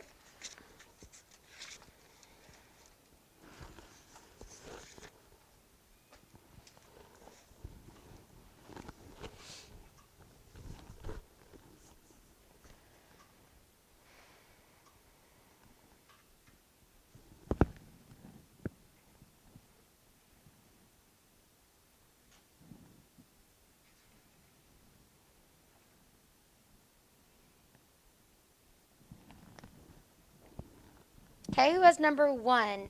Your strength shall be in quietness and in confidence. Who can change that one to kind of just, it's all you're doing is just switching things around to make them sound different, but more emphatic. Okay. Good. Okay. In quietness, and in confidence, you shall have strength, or you shall be your strength. Good. Okay. Number 2. The rumor that he was planning to resign was squashed by the irate Secretary of Defense. Who has this one? Michelle?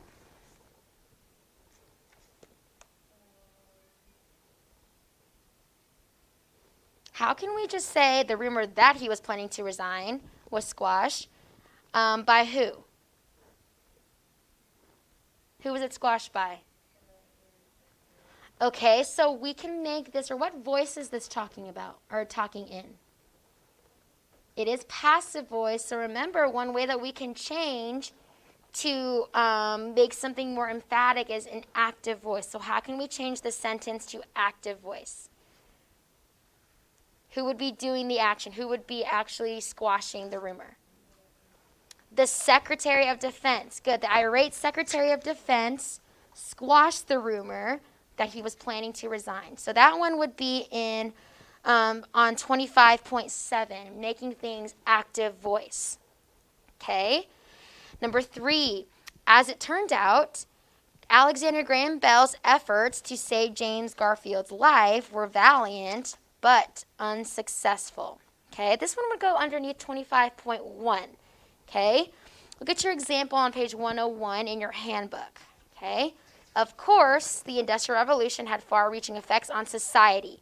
Okay, that's a phrase at the beginning, but we can move it in the sentence to kind of further emphasize that part of the sentence.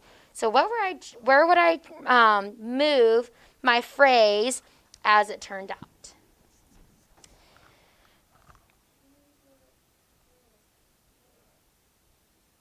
Before what? Not valiant. I actually would move it before unsuccessful. Here's how it sounds if I move that there. Okay.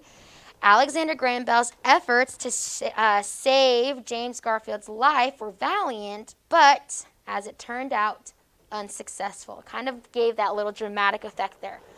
Number 4, the long-awaited, long-hoped-for end of World War II came in 1945. Okay.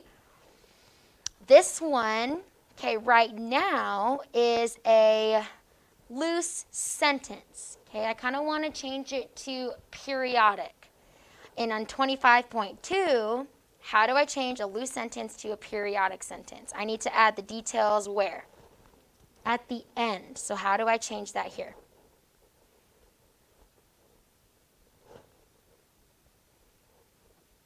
The details are at the end here. So in 1945 came the what? Who has this one? Esther, you want to give this one a shot?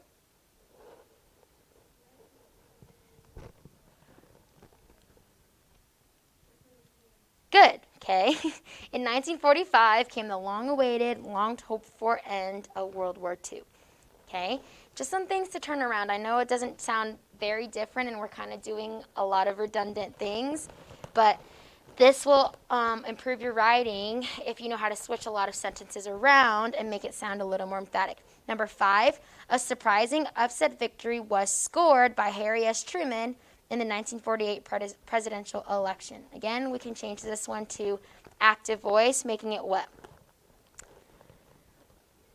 So right now we have passive. A victory was scored by Harry S. Truman. What can we make that or do to make that active?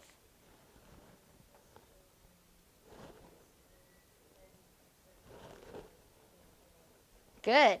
Harry S. Truman scored a surprising upset victory in the 1948 presidential election. Okay. Again, that's kind of like talking like, oh, the door was opened by me. My food was warmed up by me. Instead of saying, I warmed up my food. I opened the door. Okay. So that's kind of how we can just change it to make everything in active voice. And then the last one, The most emphatic position is the end of the sentence in most cases. Okay? Again, this is part of our phrase in 25.1. My phrase here, in most cases, can be switched to some place to kind of emphasize something a little more. What was it?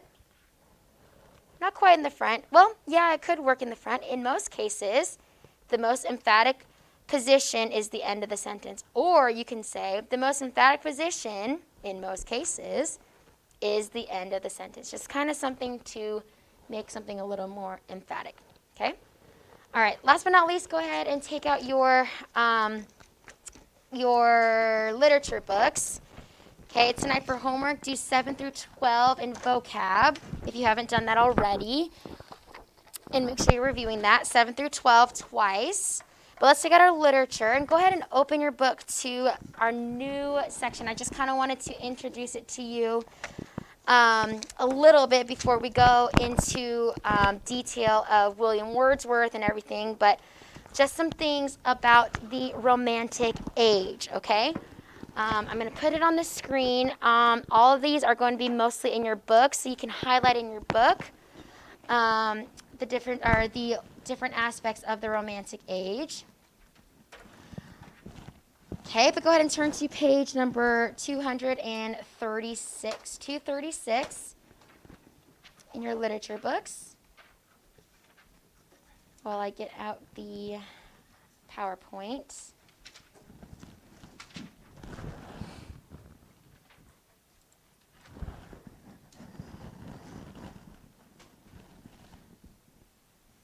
Okay. Unit 6, the Romantic age. Okay, some things that we need to know. The Bible was definitely influential.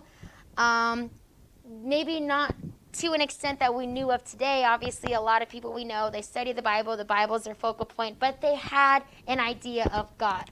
And obviously, in the last unit that we had, what was our main religion class?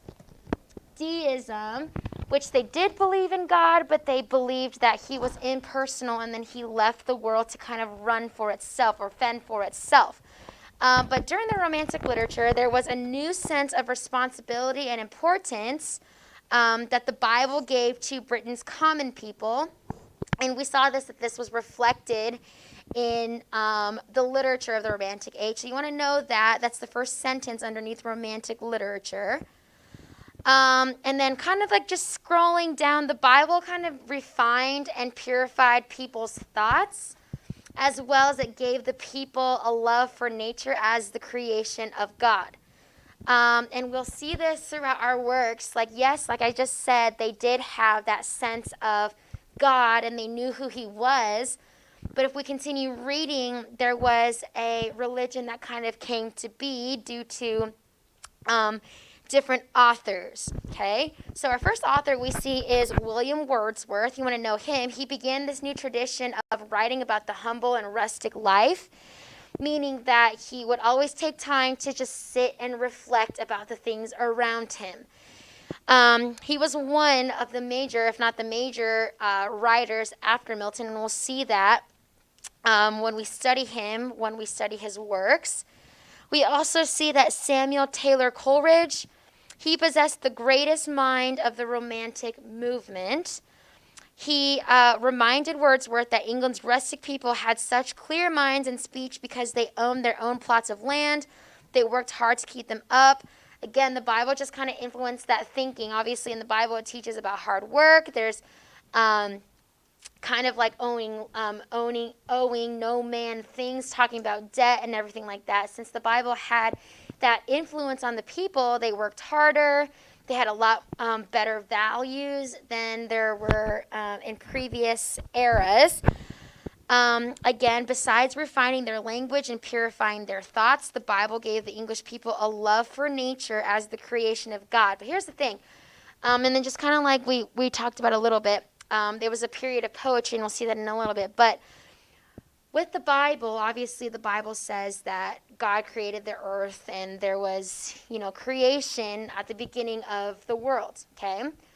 So because they had a love for nature as a creation of God, the thing is, with these people, they kind of started to worship the nature or the creation more rather than the creator.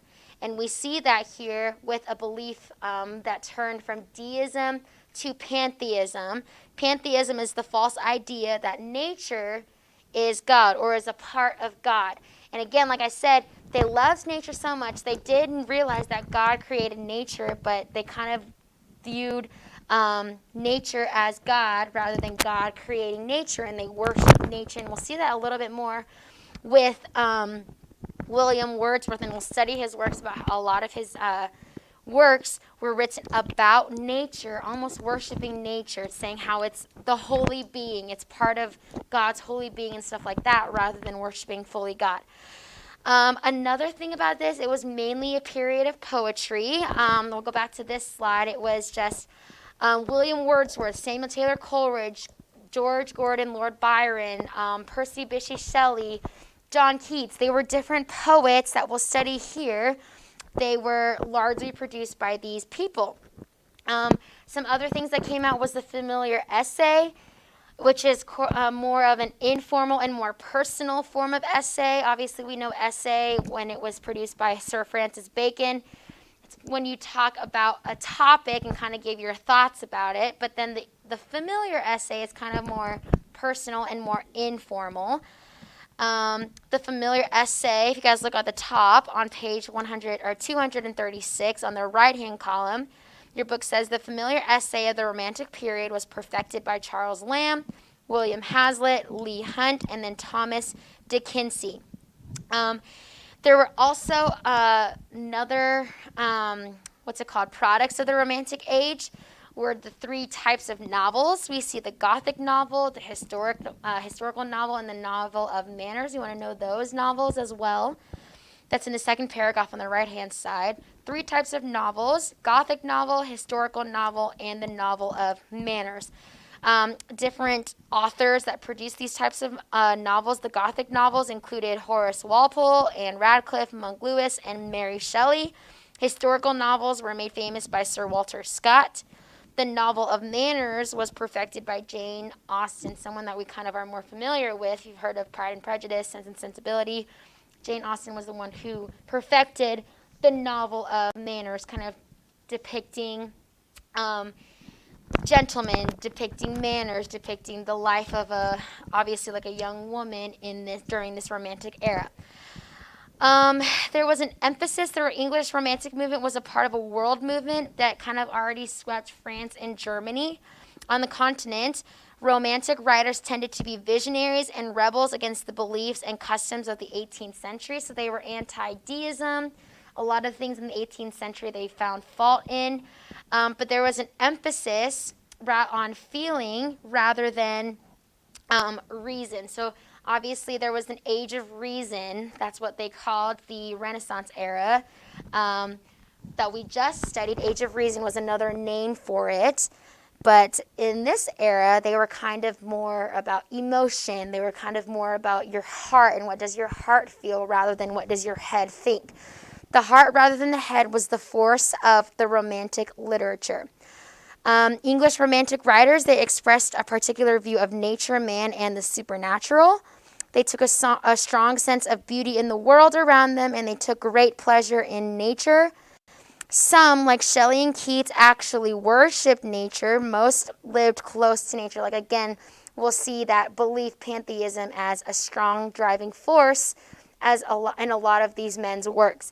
There are lake poets here. You want to know these three men: Wordsworth, Coleridge, and Southey. They lived in the Lake District of northern England and have been called the Lake Poets. Just kind of something that they really resonated with and kind of familiated themselves with is writing about nature, and kind of the Lake Poets was something that they had a great nickname and they took pride in. And then just some things about the Romantic literature. There was an emphasis on emotion, strong sense of beauty, a love for nature, respect for common man, interest in the supernatural, just kind of what we've been talking about. There are some great hymns from the Romantic period. Holy, holy, holy, angels from the realm of glory, abide with me. Just different things also came out from this era, the Romantic literature era. or the Romantic Age. And tomorrow we're going to start off with William Wordsworth, someone who, if you guys look over on page 237, he is the greatest poet since Milton, initiated the Romantic movement in England with his first edition of lyrical ballads.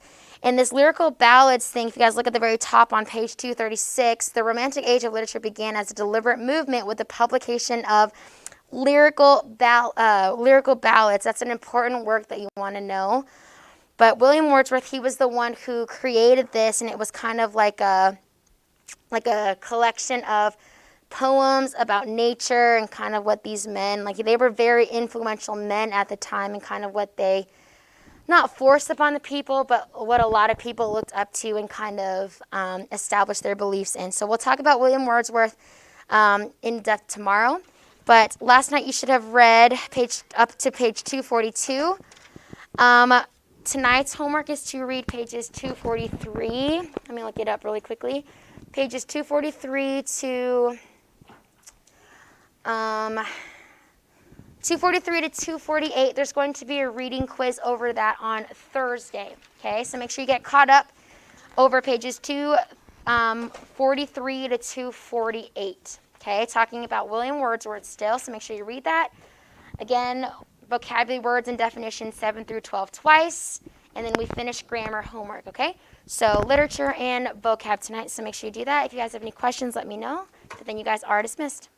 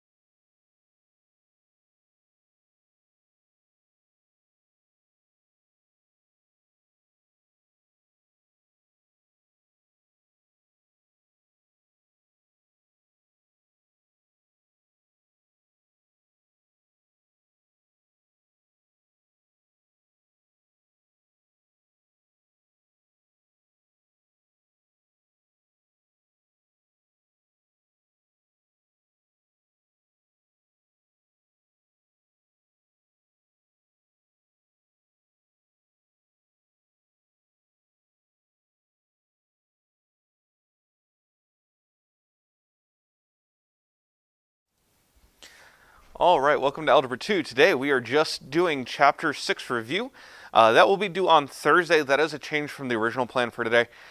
We are skipping the last section because it's optional, and frankly, I'm tired of matrices. So, you guys have Chapter 6 review due Thursday, Friday. You'll be sent a take-home test that will be open book because it's over Chapters 1 through 6. And then we'll get back into Chapter 7 Monday of next week. All right, so keep an eye on Google Classroom. Do the assignments. I'll see you guys later.